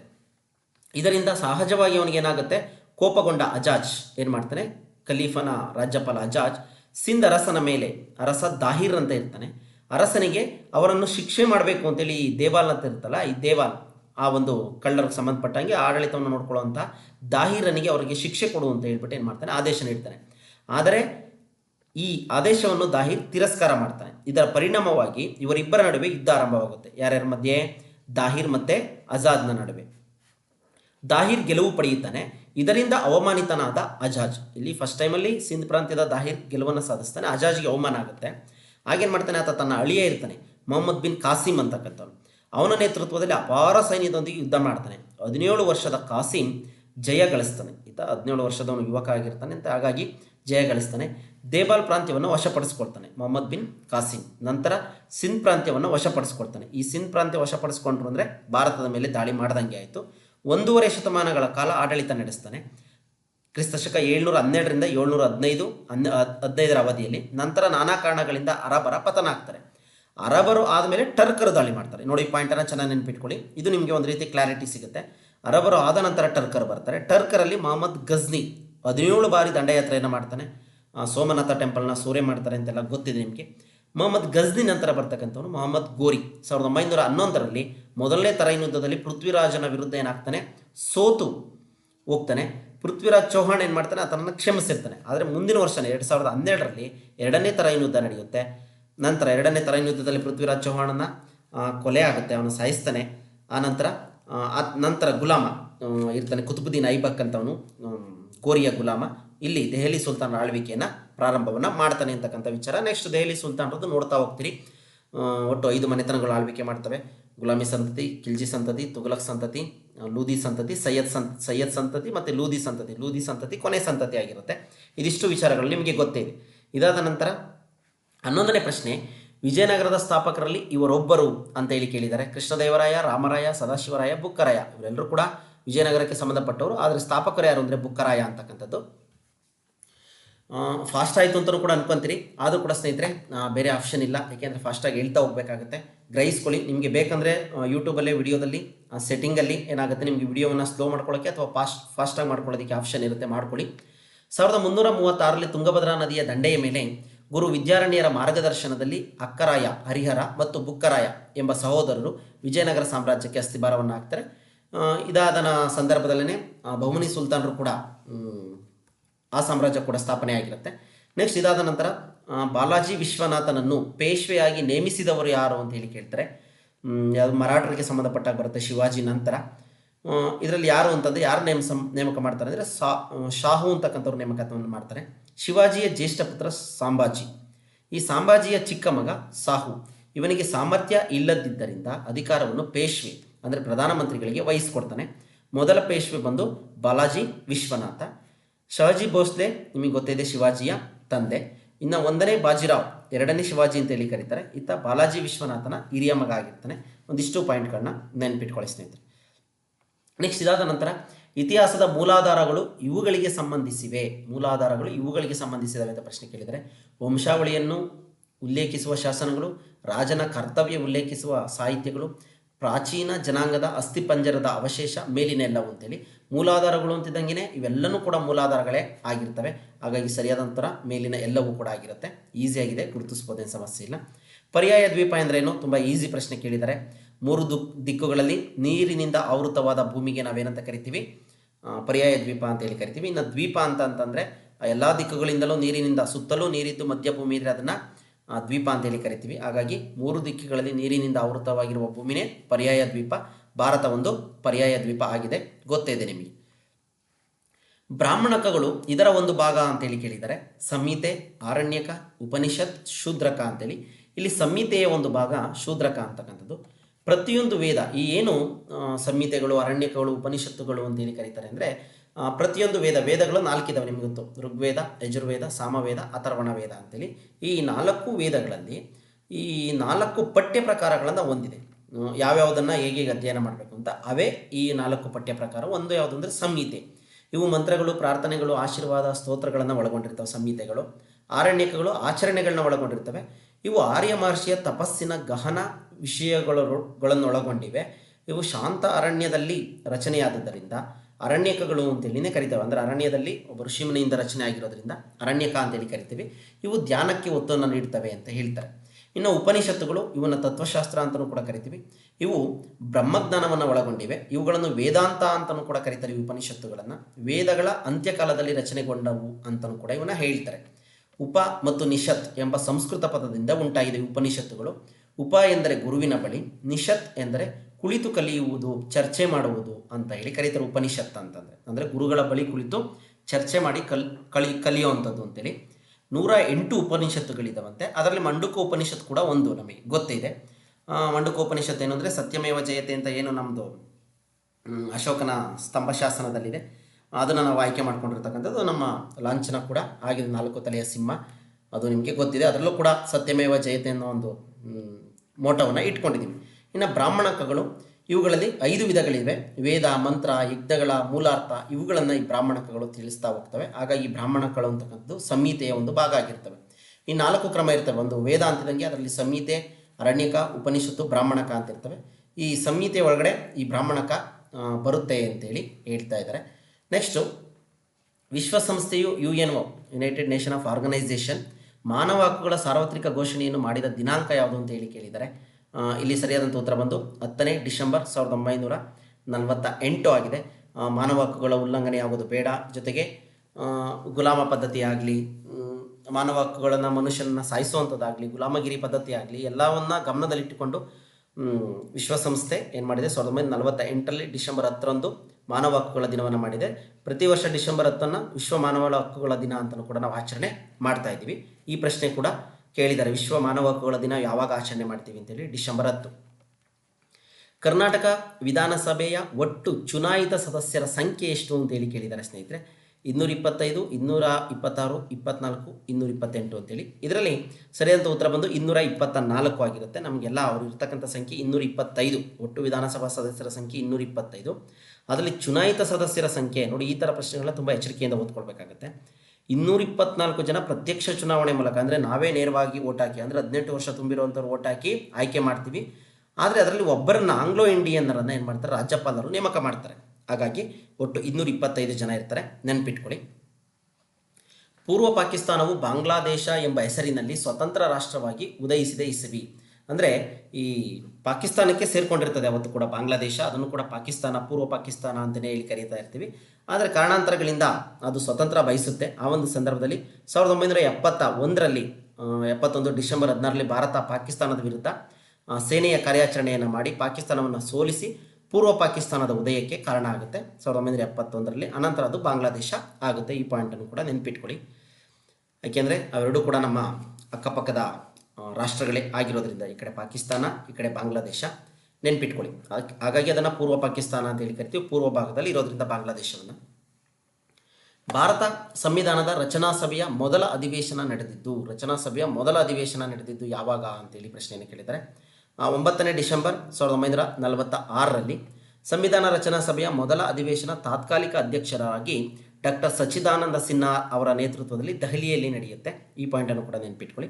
11/12/1946 ಡಾಕ್ಟರ್ ಬಾಬು ರಾಜೇಂದ್ರ ಪ್ರಸಾದ್ ಅವರು ರಚನಾ ಸಭೆಯ ಕಾಯಂ ಅಧ್ಯಕ್ಷರಾಗಿ ನೇಮಕಾತಿ ಆಗ್ತಾರೆ. ಅದರ ಮೊದಲ ಒಂದು ರಚನಾ ಸಭೆಯ ಅಧಿವೇಶನ 9ನೇ ಡಿಸೆಂಬರ್ 1946 ನಡೆಯುತ್ತೆ. ದಕ್ಷಿಣ ಆಫ್ರಿಕಾ ಗಣರಾಜ್ಯದ ನೂತನ ರಾಷ್ಟ್ರಧ್ವಜದ ಧ್ವಜಾರೋಹಣದ ದಿನಾಂಕ ಯಾವುದು ಅಂತೇಳಿ ಒಂದು ಪ್ರಶ್ನೆಯನ್ನು ಕೇಳಿದ್ದಾರೆ. ಇಲ್ಲಿ ಉತ್ತರ ಇವು ಎಲ್ಲ ಕೂಡ ಯಾವ ಆಪ್ಷನ್ಗಳು ಸರಿ ಇಲ್ಲದೆ ಇರೋದ್ರಿಂದ ಇದಕ್ಕೆ ಗ್ರೇಸ್ ಮಾರ್ಕ್ಸ್ ಕೊಟ್ಟಿದ್ದಾರೆ. ಸರಿಯಾದಂಥ ಉತ್ತರ ಬಂದು 27 ಏಪ್ರಿಲ್ 1994 ಆಗಬೇಕಿತ್ತು. ಆದರೆ ಈ ಡೇಟನ್ನು ಇಲ್ಲಿ ಕೊಟ್ಟಿಲ್ದಲೇ ಇರೋದ್ರಿಂದ ಇದಕ್ಕೆ ಗ್ರೇಸ್ ಮಾರ್ಕ್ಸನ್ನು ಕೊಟ್ಟಿದ್ದಾರೆ ಸ್ನೇಹಿತರೆ. ನೆಕ್ಸ್ಟ್, ಇದಾದ ನಂತರ ಭಾರತ ದೇಶದಲ್ಲಿ ಕಾನೂನು ರಚನೆ ಮಾಡುವ ಅಂತಿಮ ಅಧಿಕಾರ ಹೊಂದಿರತಕ್ಕಂಥ ಅಂಗ ಯಾವುದು? ಒಟ್ಟು 3 ಅಂಗಗಳಿದ್ದಾವೆ, ಶಾಸಕಾಂಗ, ಕಾರ್ಯಾಂಗ, ನ್ಯಾಯಾಂಗ ಅಂತೇಳಿ. ಅದರಲ್ಲಿ ಯಾವ ಅಂಗ ಅಂತೇಳಿ ಕೇಳಿದರೆ ದೇಶದಲ್ಲಿ ಕಾನೂನುಗಳನ್ನು ರಚನೆ ಮಾಡ್ತಕ್ಕಂಥ ಅಂಗನೇ ಶಾಸಕಾಂಗ ಅಂತಕ್ಕಂಥದ್ದು. ಹಾಗಾಗಿ ಪಾಯಿಂಟನ್ನು ನೆನಪಿಟ್ಕೊಳ್ಳಿ. ಡ್ಯಾಶ್ ದೇಶದಲ್ಲಿ ಮುಸ್ಲಿಮೇತರರಿಗೆ, ಅಂದರೆ ಮುಸ್ಲಿಮ್ಸ್ ಅಲ್ಲದೇ ಇರೋರಿಗೆ ದೇವಾಲಯಗಳನ್ನ ಕಟ್ಟೋದಕ್ಕೆ ಅವಕಾಶ ಇಲ್ಲ ಅಂತೇಳಿ ಕೇಳಿದ್ದಾರೆ. Saudi Arabia, Iraq, Syria, Libya ಅಂತೇಳಿ.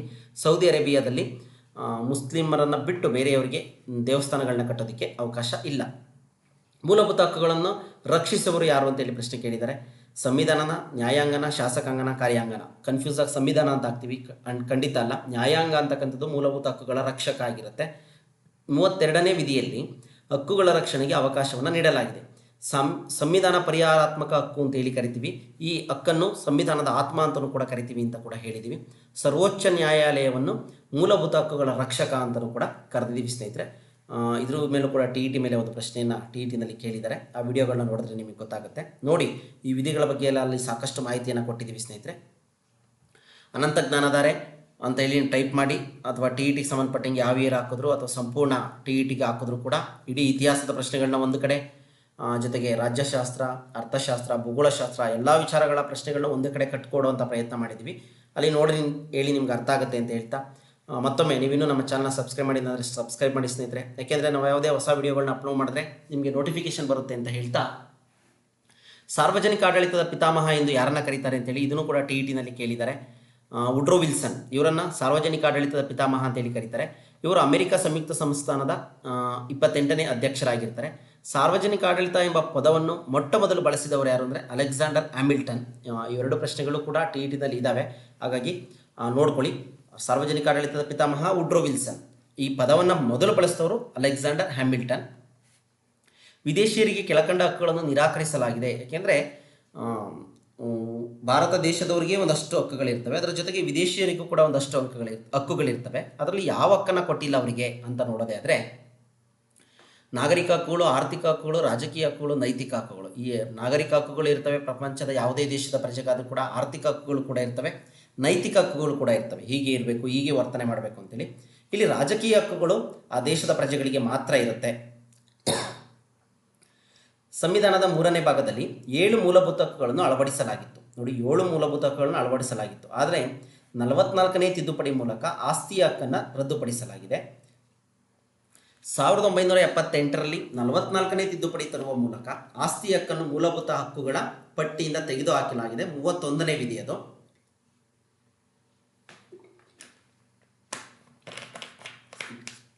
ಡಿಸೆಂಬರ್ 7, 1978ರಲ್ಲಿ ಇದನ್ನೇನು ಮಾಡ್ತಾರೆ, ತೆಗೆದಾಕ್ತಾರೆ. ಈ ಪಾಯಿಂಟ್ಗಳನ್ನ ಚೆನ್ನಾಗಿ ನೆನ್ಪಿಟ್ಕೊಳ್ಳಿ, ಏಕೆಂದರೆ ಇವೇ ನಮಗೆ ಜಾಸ್ತಿ ಕನ್ಫ್ಯೂಸ್ ಮಾಡುವಂಥವು ವಿಧಿಗಳು, ವರ್ಷಗಳು, ತಿದ್ದುಪಡಿಗಳು. ಚೆನ್ನಾಗಿ ನೆನ್ಪಿಟ್ಕೊಳ್ಳಿ. 31ನೇ ವಿಧಿ ಆಸ್ತಿ ಹಕ್ಕು, ಇದನ್ನು ತೆಗೆದಾಕಿದ್ದಾರೆ 44ನೇ ತಿದ್ದುಪಡಿ ಪ್ರಕಾರ 1978ರಲ್ಲಿ. ದಾಂಡೇಲಿ ವನ್ಯಜೀವಿಧಾಮ ಡ್ಯಾಶ್ ಜಿಲ್ಲೆಯಲ್ಲಿದೆ ಅಂತ ಕೇಳಿದ್ದಾರೆ. ಉತ್ತರ ಕನ್ನಡ ಜಿಲ್ಲೆಯಲ್ಲಿದೆ, ಈಸಿಯಾಗಿ ಗುರುತಿಸ್ತೀರಿ ದಾಂಡೇಲಿ. ನೆಕ್ಸ್ಟು, ಯಾವ ರಾಜ್ಯವು ಅತಿ ಕಡಿಮೆ ಲಿಂಗಾನುಪಾತವನ್ನು ಹೊಂದಿದೆ? ದಾಂಡೇಲಿನಲ್ಲಿ ಹರಿತಕ್ಕಂಥ ನದಿ ಯಾವುದು? ಕಾಳಿ ನದಿ. ಹಾಗಾಗಿ ಅಲ್ಲಿ ದಾಂಡೇಲಿ ವನ್ಯಜೀವಿ ಧಾಮ ಕೂಡ ಇದೆ. ನೆಕ್ಸ್ಟು, ಯಾವ ರಾಜ್ಯವು ಅತಿ ಕಡಿಮೆ ಲಿಂಗಾನುಪಾತವನ್ನು ಹೊಂದಿದೆ ಅಂತೇಳಿ 2011ರ ಜನಗಣತಿಗೆ ಸಂಬಂಧಪಟ್ಟ ಹಾಗೆ ಈಗ 2026ರಲ್ಲಿ ಮತ್ತೆ ಜನಗಣತಿಯನ್ನು ಪ್ರಾರಂಭ ಮಾಡಿದ್ದಾರೆ. 2021ರಲ್ಲಿ ಮಾಡಬೇಕಾಗಿತ್ತು, ಆದರೆ ಕಾರಣಾಂತರಗಳಿಂದ ಕೋವಿಡ್ ಇರೋದರಿಂದ ಆಗಿರಲಿಲ್ಲ. ಈಗ 2026ರಲ್ಲಿ ಮತ್ತೆ ಜನಗಣತಿಯನ್ನು ಪ್ರಾರಂಭ ಮಾಡಿದ್ದಾರೆ. ನೋಡೋಣ. ಇದು 2011ರ ಜನಗಣತಿ ಮಾಹಿತಿಯನ್ನು ಕೇಳಿದ್ದಾರೆ. ಯಾವ ರಾಜ್ಯವು ಅತಿ ಕಡಿಮೆ ಲಿಂಗಾನುಪಾತವನ್ನು ಹೊಂದಿದೆ ಅಂತೇಳಿ ಪ್ರಶ್ನೆಯನ್ನು ಕೇಳಿದ್ದಾರೆ. ಹರಿಯಾಣ ಅಂತಕ್ಕಂಥದ್ದು ಕಡಿಮೆ ಲಿಂಗಾನುಪಾತವನ್ನು ಹೊಂದಿರತಕ್ಕಂಥದ್ದು. 2011ರ ಜನಗಣತಿ ಪ್ರಕಾರ ಹರಿಯಾಣ ರಾಜ್ಯ ಲಿಂಗಾನುಪಾತ 1000ಕ್ಕೆ 879 ಮಹಿಳೆಯರಾಗಿರ್ತಾರೆ. ಆದರೆ ಅತಿ ಹೆಚ್ಚು ಲಿಂಗಾನುಪಾತ ಹೊಂದಿರತಕ್ಕಂಥ ರಾಜ್ಯ ಯಾವುದಂದ್ರೆ ಕೇರಳ. ಅಂದರೆ 1000 ಪುರುಷರಿಗೆ ಎಷ್ಟು ಮಹಿಳೆಯರು ಅಂತಕ್ಕಂಥ ಹೇಳೋದೇ ಲಿಂಗಾನುಪಾತ ಆಗಿರುತ್ತೆ. ಕೇರಳದಲ್ಲಿ 1000ಕ್ಕೆ 1084 ಮಹಿಳೆಯರಿದೆ. ಹಾಗಾಗಿ ಅತಿ ಹೆಚ್ಚು ಲಿಂಗಾನುಪಾತ ಕೇರಳ, ಕಡಿಮೆ ಲಿಂಗಾನುಪಾತ ಹರಿಯಾಣ ರಾಜ್ಯ. ಈ ಪಾಯಿಂಟ್ಗಳನ್ನ ನೆನ್ಪಿಟ್ಕೊಳ್ಳಿ. ಮುಂದೆ 2011ರದ್ದು ಕೇಳೋದಿಲ್ಲ, 2026 ಕೇಳ್ತಾರೆ. ಹಾಗಾಗಿ ನೋಡೋಣ ಏನೇನು ಡಾಟಾ ಬರುತ್ತೆ ಅಂತೇಳಿ. ಚಹಾ ಬೆಳೆಗೆ ಅತ್ಯಂತ ಸೂಕ್ತವಾದ ಮಣ್ಣು ಯಾವುದು ಅಂತ ಹೇಳಿ ಕೇಳಿದ್ದಾರೆ. ಕಪ್ಪು ಮಣ್ಣು, ಕೆಂಪು ಮಣ್ಣು, ಜಂಬಿಟ್ಟಿಗೆ ಮಣ್ಣು, ಮೆಕ್ಕಲು ಮಣ್ಣು. ಈಸಿಯಾಗಿ ಗುರುತಿಸಬಹುದು. ಚಹಾವನ್ನು ಬೆಳೀತಕ್ಕಂಥದ್ದು ಮಲೆನಾಡು ಪರ್ವತ ಪ್ರದೇಶಗಳಲ್ಲಿ ಯಾವುದಿರುತ್ತೆ ಅಂದರೆ ಜಂಬಿಟ್ಟಿಗೆ ಮಣ್ಣು ಇರುತ್ತೆ. ಹಾಗಾಗಿ ನಾವು ಫಸ್ಟ್ ಎಲ್ಲಿ ಬೆಳೀತಾರೆ ಅಂತ ಕೂತ್ಕೊಂಡು ಯೋಚನೆ ಮಾಡಬೇಕಾಗುತ್ತೆ. ಸಡನ್ನಾಗಿ ಹಾಕ್ಬರ್ತೀವಿ ಮೆಕ್ಕಲು ಮಣ್ಣು ಅಂತೇಳಿ, ಆ ರೀತಿ ಹಾಕೋದು ಬೇಡ. ಮೆಕ್ಕಲು ಮಣ್ಣು ಇರ್ತಕ್ಕಂಥದ್ದು ಬಯಲು ಪ್ರದೇಶಗಳಲ್ಲಿ, ಹಾಗಾಗಿ ಅದನ್ನೊಂದನ್ನು ನೆನ್ಪಿಟ್ಕೊಳ್ಳಿ. ಇನ್ನು ಇಲ್ಲಿ ಜಂಬಿಟ್ಟಿಗೆ ಮಣ್ಣು ಕೊಟ್ಟಿದ್ದೀನಿ ನೋಡಿ, ಲ್ಯಾಟ್ರೈಟ್ ಮಣ್ಣು ಅಂತಲೂ ಕೂಡ ಕರೀತಾರೆ. ಇಲ್ಲಿ ಕಾಫಿ, ಟೀ, ಗೋಡಂಬಿ, ರಬ್ಬರ್, ತೆಂಗು ಈ ಥರ ಬೆಳೆಗಳನ್ನ ಬೆಳೀತಾರೆ ಜಂಬಿಟ್ಟಿಗೆ ಮಣ್ಣಲ್ಲಿ. ಕಪ್ಪು ಮಣ್ಣು ಇದನ್ನು ರೇಗೂರ್ ಮಣ್ಣು ಅಂತಲೂ ಕೂಡ ಕರೀತಾರೆ. ಇದರಲ್ಲಿ ಹತ್ತಿ, ಜೋಳ, ಮೆಣಸಿನಕಾಯಿ, ನಿಂಬೆ, ದ್ರಾಕ್ಷಿ ಇವುಗಳನ್ನ ಬೆಳೀತಾರೆ. ನಮ್ಮ ಕರ್ನಾಟಕದಲ್ಲಿ ಆದರೂ ಉತ್ತರ ಕರ್ನಾಟಕದ ಕಡೆಗೆ. ನೆಕ್ಸ್ಟ್ ಕೆಂಪು ಮಣ್ಣು, ಇದು ನಮ್ಮ ಬೆಂಗಳೂರು ಭಾಗಗಳಲ್ಲಿ, ಹಳೆ ಮೈಸೂರು ಪ್ರಾಂತ್ಯಗಳಲ್ಲಿ ಕಂಡುಬರುವಂಥ ಮಣ್ಣಾಗಿರುತ್ತೆ. ರಾಗಿ, ಶೇಂಗಾ, ತಂಬಾಕು, ಆಲೂಗೆಡ್ಡೆ ಇವುಗಳನ್ನ ಬೆಳೀತಾರೆ. ಇನ್ನು ಮೆಕ್ಕಲು ಮಣ್ಣು ಗೊತ್ತೇ ಇದೆ, ಗಂಗಾ ಯಮುನಾ ನದಿ ಬಯಲು ಪ್ರದೇಶದಲ್ಲಿ. ಇಲ್ಲಿ ಗೋಧಿ, ಭತ್ತ, ಕಬ್ಬು, ಸೆಣಬು ಈ ಥರ ಬೆಳೆಗಳನ್ನ ಬೆಳೀತಾರೆ. ಇನ್ನು ಮರುಭೂಮಿ ಮಣ್ಣು ಅಂದರೆ ಸಜ್ಜೆ, ಖರ್ಜೂರಗಳನ್ನ ಬೆಳೀತಕ್ಕಂಥದ್ದು ಮರುಭೂಮಿ ಮಣ್ಣಾಗಿರುತ್ತೆ. ಪರ್ವತ ಮಣ್ಣು ಸೇಮ್, ಪರ್ವತ ಮಣ್ಣು ಅಂದರೆ ಜಂಬಿಟ್ಟಿಗೆ ಮಣ್ಣೇ ಬರುತ್ತೆ, ಲೈಕ್ ದಟ್. ಅದರಲ್ಲಿ ಕಾಫಿ, ಚಹಾ, ಸಾಂಬಾರು ಪದಾರ್ಥಗಳು, ಹಣ್ಣುಗಳು ಇವುಗಳನ್ನ ಪರ್ವತ ಮಣ್ಣುಗಳಲ್ಲಿ ಬೆಳೀತಾರೆ. ಇದಿಷ್ಟು ಕೂಡ ನಮಗೆ 8th, 9th, 10th ಟೆಕ್ಸ್ಟ್ ಬುಕ್ಗಳಲ್ಲಿ ಮಾಹಿತಿ ಸಿಗುತ್ತೆ ಸ್ನೇಹಿತರೆ, ನೋಡ್ಕೊಳ್ಳಿ. ನೆಕ್ಸ್ಟ್ ಇದಾದ ನಂತರ ಹೆಚ್ಚು ಉಷ್ಣತೆ ಮತ್ತು ಆರ್ದ್ರತೆ ಪ್ರದೇಶದಲ್ಲಿ ಕಂಡುಬರುವುದು ಯಾವುದು, ಯಾವ ಅರಣ್ಯ ಕಂಡುಬರುತ್ತೆ ಅಂತೇಳಿ ಕೇಳಿದ್ದಾರೆ. ಹೆಚ್ಚು ಉಷ್ಣತೆ ಮತ್ತು ಆರ್ದ್ರತೆ ಅಂತಂದರೆ ಇಲ್ಲಿ ತೇವಾಂಶ ಅಂತಕ್ಕಂಥದ್ದು. ಯಾವುದು ಅಂತಂದರೆ ನಿತ್ಯ ಹರಿದ್ವರ್ಣ ಕಾಡುಗಳಾಗಿರ್ತವೆ. ಈ ಒಂದು ಪ್ರದೇಶದಲ್ಲಿ ನಿತ್ಯ ಹರಿದ್ವರ್ಣ ಕಾಡುಗಳು ಕಾಣಬರ್ತವೆ. ನಿತ್ಯ ಹರಿದ್ವರ್ಣ ಕಾಡುಗಳ ಬಗ್ಗೆ ಸ್ವಲ್ಪ ಮಾಹಿತಿ ಅಂದರೆ ಇದು 250 ಸೆಂಟಿಮೀಟರ್ಗಿಂತ ಹೆಚ್ಚು ಮಳೆ ಬೀಳುವ ಪ್ರದೇಶಗಳಲ್ಲಿ ಕಂಡುಬರುತ್ತೆ. ಉದಾಹರಣೆ ಪಶ್ಚಿಮ ಘಟ್ಟ, ಈಶಾನ್ಯ ರಾಜ್ಯಗಳು. ಈಶಾನ್ಯ ರಾಜ್ಯಗಳು ಯಾವ ಅಂದರೆ ಕೇಳ್ತಾರೆ ಪ್ರಶ್ನೆ, ನಾನು ನೆನ್ಪಿಟ್ಕೊಳ್ಳಿ, ಒಂದು ಸಲ ಕೇಳಿದ್ದಾರೆ. ಅಸ್ಸಾಂ, ಮೇಘಾಲಯ, ತ್ರಿಪುರ, ಮಣಿಪುರ, ನಾಗಾಲ್ಯಾಂಡ್, ಅಂಡಮಾನ್, ನಿಕೋಬಾರ್, ಲಕ್ಷದ್ವೀಪಗಳು ಆ ಭಾಗದಲ್ಲಿ ಬರ್ತವಲ್ಲ, ಅವು ಈಶಾನ್ಯ ರಾಜ್ಯಗಳಾಗಿರ್ತವೆ. Next monsoon ಅರಣ್ಯಗಳು. ಇವು ಮಾನ್ಸೂನ್ ಅರಣ್ಯಗಳು ಅಂದರೆ ಎಲೆ ಉದುರಿಸುವ ಅರಣ್ಯಗಳು ಅಂತೇಳಿ. ಇವು 75ರಿಂದ 250 ಸೆಂಟಿಮೀಟರ್ ಮಳೆ ಬೀಳುವಂಥ ಪ್ರದೇಶದಲ್ಲಿ ಕಂಡು ಬರ್ತವೆ. ಇನ್ನು ಮ್ಯಾಂಗ್ರೋವ್ ಅರಣ್ಯಗಳು. ಈ ಮ್ಯಾಂಗ್ರೋವ್ ಅರಣ್ಯಗಳು ಎಲ್ಲಿ ಬೆಳೀತವೆ ಅಂದರೆ ಸಮುದ್ರ ತೀರ, ಗಂಗಾ, ಮಹಾನದಿ, ಗೋದಾವರಿ, ಕೃಷ್ಣ ಈ ನದಿ ಮುಖಜ ಭೂಮಿ ಪ್ರದೇಶಗಳಲ್ಲಿ ಕಂಡುಬರ್ತವೆ. ಈ ಮ್ಯಾಂಗ್ರೋವ್ ಅರಣ್ಯಗಳನ್ನ ಸುಂದರ್ಬನ್ಸ್ ಅಂತಲೂ ಕೂಡ ಕರೀತಾರೆ. ಗಂಗಾ ನದಿ ಮುಖಜ ಭೂಮಿಯನ್ನು ನಾವು ಸುಂದರ್ಬನ್ಸ್ ಅಂತಲೂ ಕೂಡ ಕರಿತೀವಿ, ಗೊತ್ತೇ ಇದೆ ನಿಮಗೆ. ಆಲ್ಪೈನ್ಸ್ ಅರಣ್ಯಗಳು ಅಂದರೆ ಈ ಕಾಡುಗಳು ಹಿಮಾಲಯ ಪರ್ವತ ಪ್ರದೇಶದಲ್ಲಿ ಕಂಡುಬರ್ತವೆ. ಇನ್ನು ಮರುಭೂಮಿ ಅರಣ್ಯ ಗೊತ್ತು, 50 ಸೆಂಟಿಮೀಟರ್ಗಿಂತ ಕಡಿಮೆ ಮಳೆ ರಾಜಸ್ಥಾನದ ಥಾರ್ ಮರುಭೂಮಿ ಇಂಥ ಪ್ರದೇಶಗಳಲ್ಲಿ ಕಂಡುಬರುತ್ತೆ. ಇದಿಷ್ಟು ಕೂಡ ಅರಣ್ಯಗಳಿಗೆ ಸಂಬಂಧಪಟ್ಟಂಥ ಮಾಹಿತಿ ಆಗಿರುತ್ತೆ ಸ್ನೇಹಿತರೆ. ನೆಕ್ಸ್ಟ್ ಇದಾದ ನಂತರ ಭಾರತದ ಯಾವ ಪ್ರದೇಶವು ಅತಿ ಹೆಚ್ಚು ಭೂಕಂಪವನ್ನು ದಾಖಲಿಸುತ್ತದೆ? ಯಾವ ಪ್ರದೇಶ ಭಾರತದಲ್ಲಿ ಹೆಚ್ಚು ಭೂಕಂಪಗಳನ್ನು ದಾಖಲಿಸುತ್ತೆ ಅಂತ ಪ್ರಶ್ನೆ ಕೇಳಿದ್ದಾರೆ.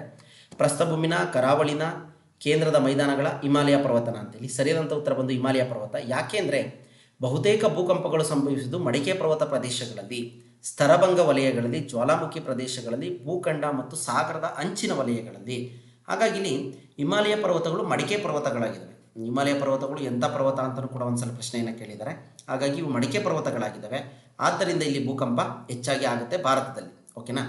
ನೆಕ್ಸ್ಟು ನೈಋತ್ಯ ರೈಲ್ವೆ ವಲಯದ ಆಡಳಿತ ಕೇಂದ್ರ ಯಾವುದು ಅಂತ ಕೇಳಿದ್ದಾರೆ. ಈಸಿಯಾಗಿ ಗುರುತಿಸ್ಬೋದು, ಹುಬ್ಬಳ್ಳಿ. ಇದು ಕರ್ನಾಟಕದಲ್ಲಿರುವ ಏಕೈಕ ರೈಲ್ವೆ ವಲಯವಾಗಿರುತ್ತೆ. ನೆಕ್ಸ್ಟು ಇದಾದ ನಂತರ ವಿಶ್ವೇಶ್ವರಯ್ಯ ಕಬ್ಬಿಣ ಮತ್ತು ಉಕ್ಕಿನ ಕೈಗಾರಿಕೆ, Visvesvaraya iron and steel company ಇರುವುದು ಭದ್ರಾವತಿ ಇಲ್ಲ, ಬಳ್ಳಾರಿ ಇಲ್ಲ, ಹೊಸಪೇಟೆ ಇಲ್ಲ, ಚಿತ್ರದುರ್ಗದಲ್ಲ ಅಂತೇಳಿ. ಇದು ಭದ್ರಾವತಿ, ಶಿವಮೊಗ್ಗದಲ್ಲಿರ್ತಕ್ಕಂಥದ್ದು. 1923ರಲ್ಲಿ ಅವತ್ತಿನ ಮೈಸೂರಿನ ನಾಲ್ವಡಿ ಕೃಷ್ಣರಾಜ ಒಡೆಯರ್ ವಿಶ್ವೇಶ್ವರಯ್ಯ ಅವರ ಮಾರ್ಗದರ್ಶನದಲ್ಲಿ ಪ್ರಾರಂಭಿಸ್ತಾರೆ. ಮೊದಲು ಇದು ಮೈಸೂರು ಐರನ್ ವರ್ಕ್ಸ್ ಅಂತೇಳಿ ಸ್ಥಾಪಿತವಾಗಿತ್ತು. ಅನಂತರ 1962ರಲ್ಲಿ ಸ್ವತಂತ್ರ ಬಂದ ನಂತರ ಇದನ್ನು Mysuru iron and steel limited ಅಂತೇಳಿ ಏನು ಮಾಡ್ತಾರೆ, ಹೆಸರನ್ನು ಬದಲಾಯಿಸ್ತಾರೆ. ಇದು ದಕ್ಷಿಣ ಭಾರತದ ಏಕೈಕ ಕಬ್ಬಿಣ ಮತ್ತು ಉಕ್ಕಿನ ಕೈಗಾರಿಕೆ ಅಂತಲೂ ಕೂಡ ಕರೀತಾರೆ. ನೆಕ್ಸ್ಟು ಚಿಕ್ಕಬಳ್ಳಾಪುರ ಇರ್ತಕ್ಕಂಥದ್ದು ಆ ಒಂದು ಜಿಲ್ಲೆಯಲ್ಲಿ ನಂದಿ ಬೆಟ್ಟ. ಇನ್ನು ಚಿಕ್ಕಮಗಳೂರು ಇರೋದು ಎಲ್ಲಿ, ಯಾವ ಒಂದು ಇದಿದೆ ಅಂತೇಳಿ ಕೇಳಿದ್ದಾರೆ. ಜೋಗಿಮಟ್ಟಿ ಇದೆ, ಯಾಣ ಇದೆಯಾ, ಕುದುರೆಮುಖ ಇದೆಯಾ, ದೇವರಾಯನ ದುರ್ಗ ಅಂತೇಳಿ. ಕುದುರೆಮುಖ ಅಂತಕ್ಕಂಥದ್ದು ಈ ಜಿಲ್ಲೆಯಲ್ಲಿ, ಚಿಕ್ಕಮಗಳೂರು ಜಿಲ್ಲೆಯಲ್ಲಿ ಇರ್ತಕ್ಕಂಥದ್ದು. ಜೋಗಿಮಟ್ಟಿ ಗಿರಿಧಾಮ ಅರಣ್ಯ ಪ್ರದೇಶ ಇರ್ತಕ್ಕಂಥದ್ದು ಚಿತ್ರದುರ್ಗದಲ್ಲಿ. ಯಾಣ ಪ್ರವಾಸಿ ತಾಣ ಇರ್ತಕ್ಕಂಥದ್ದು ಉತ್ತರ ಕನ್ನಡದಲ್ಲಿ. ದೇವರಾಯನ ದುರ್ಗ ಇರ್ತಕ್ಕಂಥದ್ದು ಇದು ದೇವಾಲಯ ಮತ್ತು ಗಿರಿಧಾಮ ಆಗಿದೆ, ತುಮಕೂರು ಜಿಲ್ಲೆಯಲ್ಲಿ ಇರ್ತಕ್ಕಂಥದ್ದು. ಇದಿಷ್ಟು ಒಂದು ಮಾಹಿತಿ. ನೆಕ್ಸ್ಟ್ ಇದಾದ ನಂತರ ಉಷ್ಣಾಂಶವನ್ನು ಅಳೆಯೋದು ಉಷ್ಣತಾ ಮಾಪಕ, ಒತ್ತಡವನ್ನು ಅಳೆಯೋದು ಯಾವುದು ಅಂತೇಳಿ ಮಾಪಕಗಳ ಮೇಲೆ ಪ್ರಶ್ನೆ ಕೇಳಿದ್ದಾರೆ. ಆರ್ದ್ರತಾ ಮಾಪಕನ, ಪವನ ವೇಗ ಮಾಪಕನ, ಪವನ ದಿಕ್ಸೂಚಿನ, ವಾಯುಭಾರ ಮಾಪಕನ ಅಂತೇಳಿ. ಇಲ್ಲಿ ವಾಯುಭಾರ ಮಾಪಕ ಅಂತಕ್ಕಂಥದ್ದು ಒತ್ತಡವನ್ನು ಅಳೆಯುವಂಥದ್ದು. ಇನ್ನು ಆರ್ದ್ರತಾ ಮಾಪಕ ಅಂತಂದರೆ ವಾತಾವರಣದಲ್ಲಿರುವ ಆರ್ದ್ರತೆ ಅಂದರೆ ಆಲ್ರೆಡಿ ಹೇಳಿದ್ದೀನಿ, ತೇವಾಂಶವನ್ನು ಅಳೆಯುವಂಥದ್ದಾಗಿರುತ್ತೆ.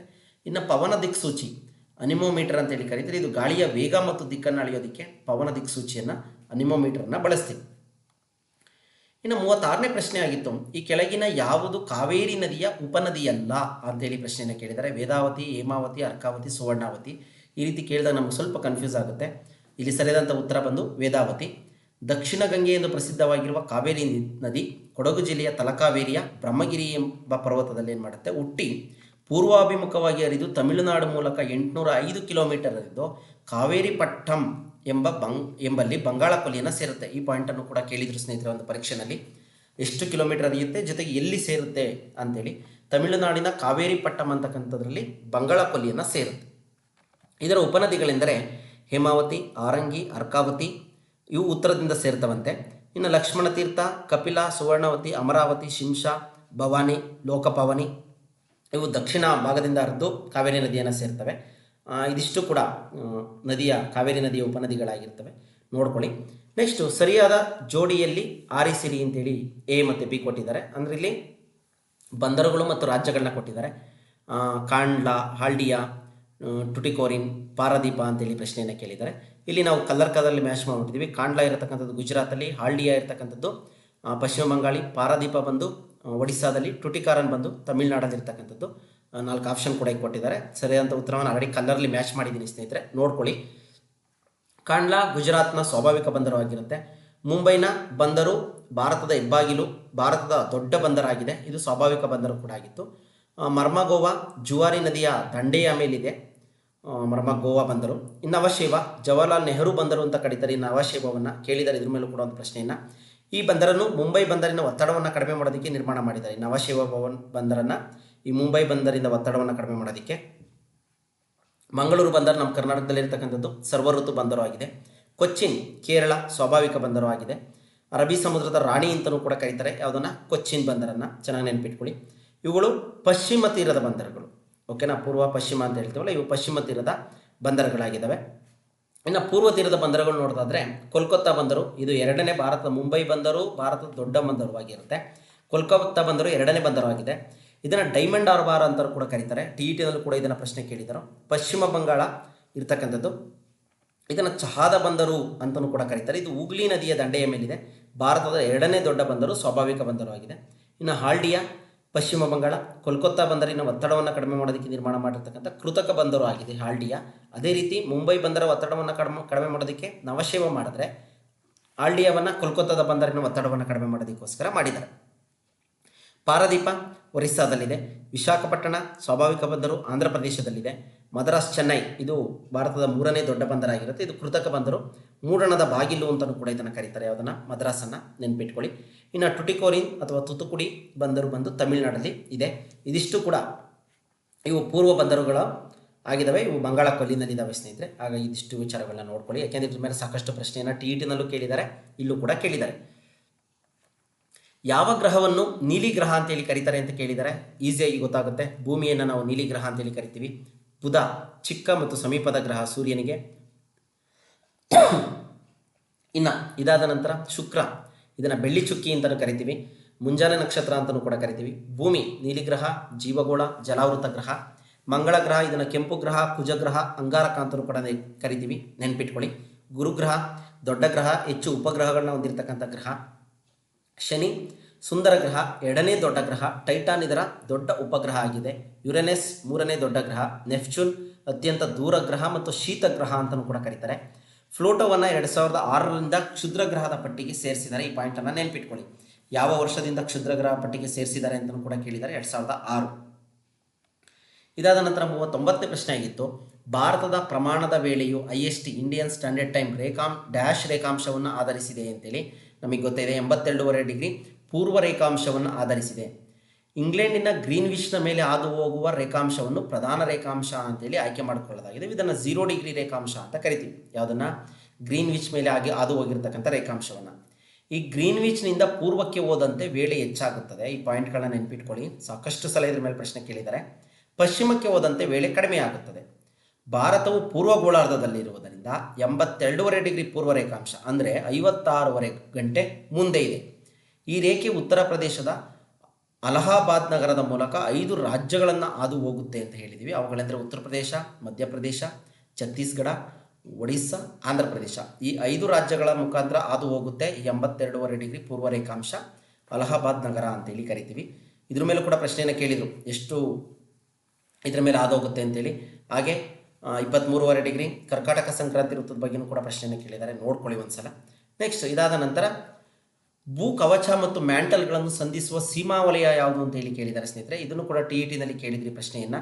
ಯಾವ ಸೀಮಾವಲಯ ಭೂ ಕವಚ ಮತ್ತು ಮ್ಯಾಂಟಲ್ ಮೊಹರೋವಿಜಿಕ್ ಅಂತಕ್ಕಂಥದ್ದು ಹಾದು ಹೋಗಿರುತ್ತೆ. ಅದ್ರ ಬಗ್ಗೆ ಒಂದು ಟೇಬಲನ್ನು ಕೊಟ್ಟಿದ್ದೀನಿ ಸ್ನೇಹಿತರೆ, ನೋಡ್ಕೊಳ್ಳಿ.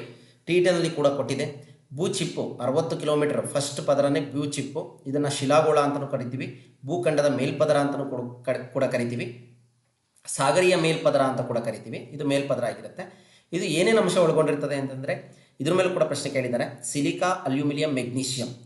ಇದರಲ್ಲಿ ಸಿಯಾಲ್ ಅಂತಕ್ಕಂಥ ಒಂದು ಪಾರ್ಟ್ ಬರುತ್ತೆ, ಅದನ್ನು ಮೇಲ್ಪದರ ಅಂತ ಹೇಳಿ ಕರಿತೀವಿ. ಅದರಲ್ಲಿ ಸಿಲಿಕಾ ಮತ್ತು ಅಲ್ಯೂಮಿನಿಯಂ ಇರುತ್ತೆ. ಇನ್ನು ಸೈಮಾ ಅಂತಕ್ಕಂಥದ್ದು ಎರಡನೇ ಪದರ ಆಗಿರುತ್ತೆ, ಅದರೊಳಗಡೆ ಇದರಲ್ಲಿ ಸಿಲಿಕಾ ಮತ್ತು ಮೆಗ್ನೀಷಿಯಂ ಇರುತ್ತೆ.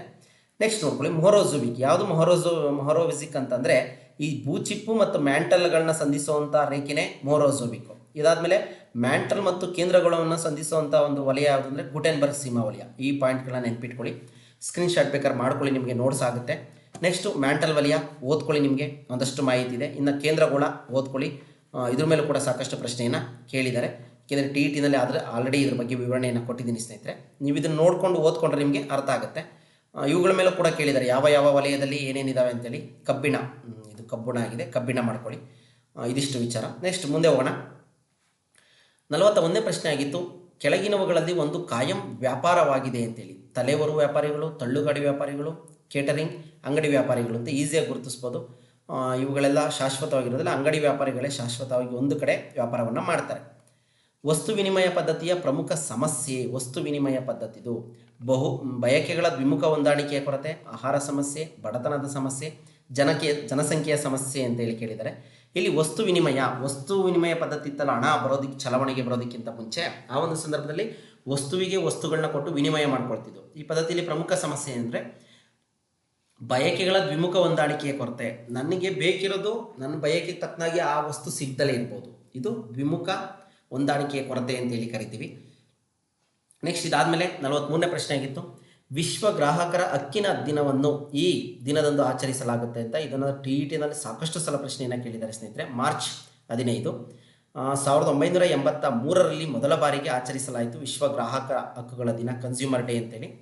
1967ರಲ್ಲಿ ಅಮೆರಿಕಾದ ಅಧ್ಯಕ್ಷ ಜಾನ್ ಎಫ್ ಕೆನಡಿ ಈ ದಿನವನ್ನು ಆಚರಿಸೋದಕ್ಕೆ ಪ್ರಸ್ತಾಪವನ್ನು ಮಾಡ್ತಾರೆ. ಓಕೆನಾ.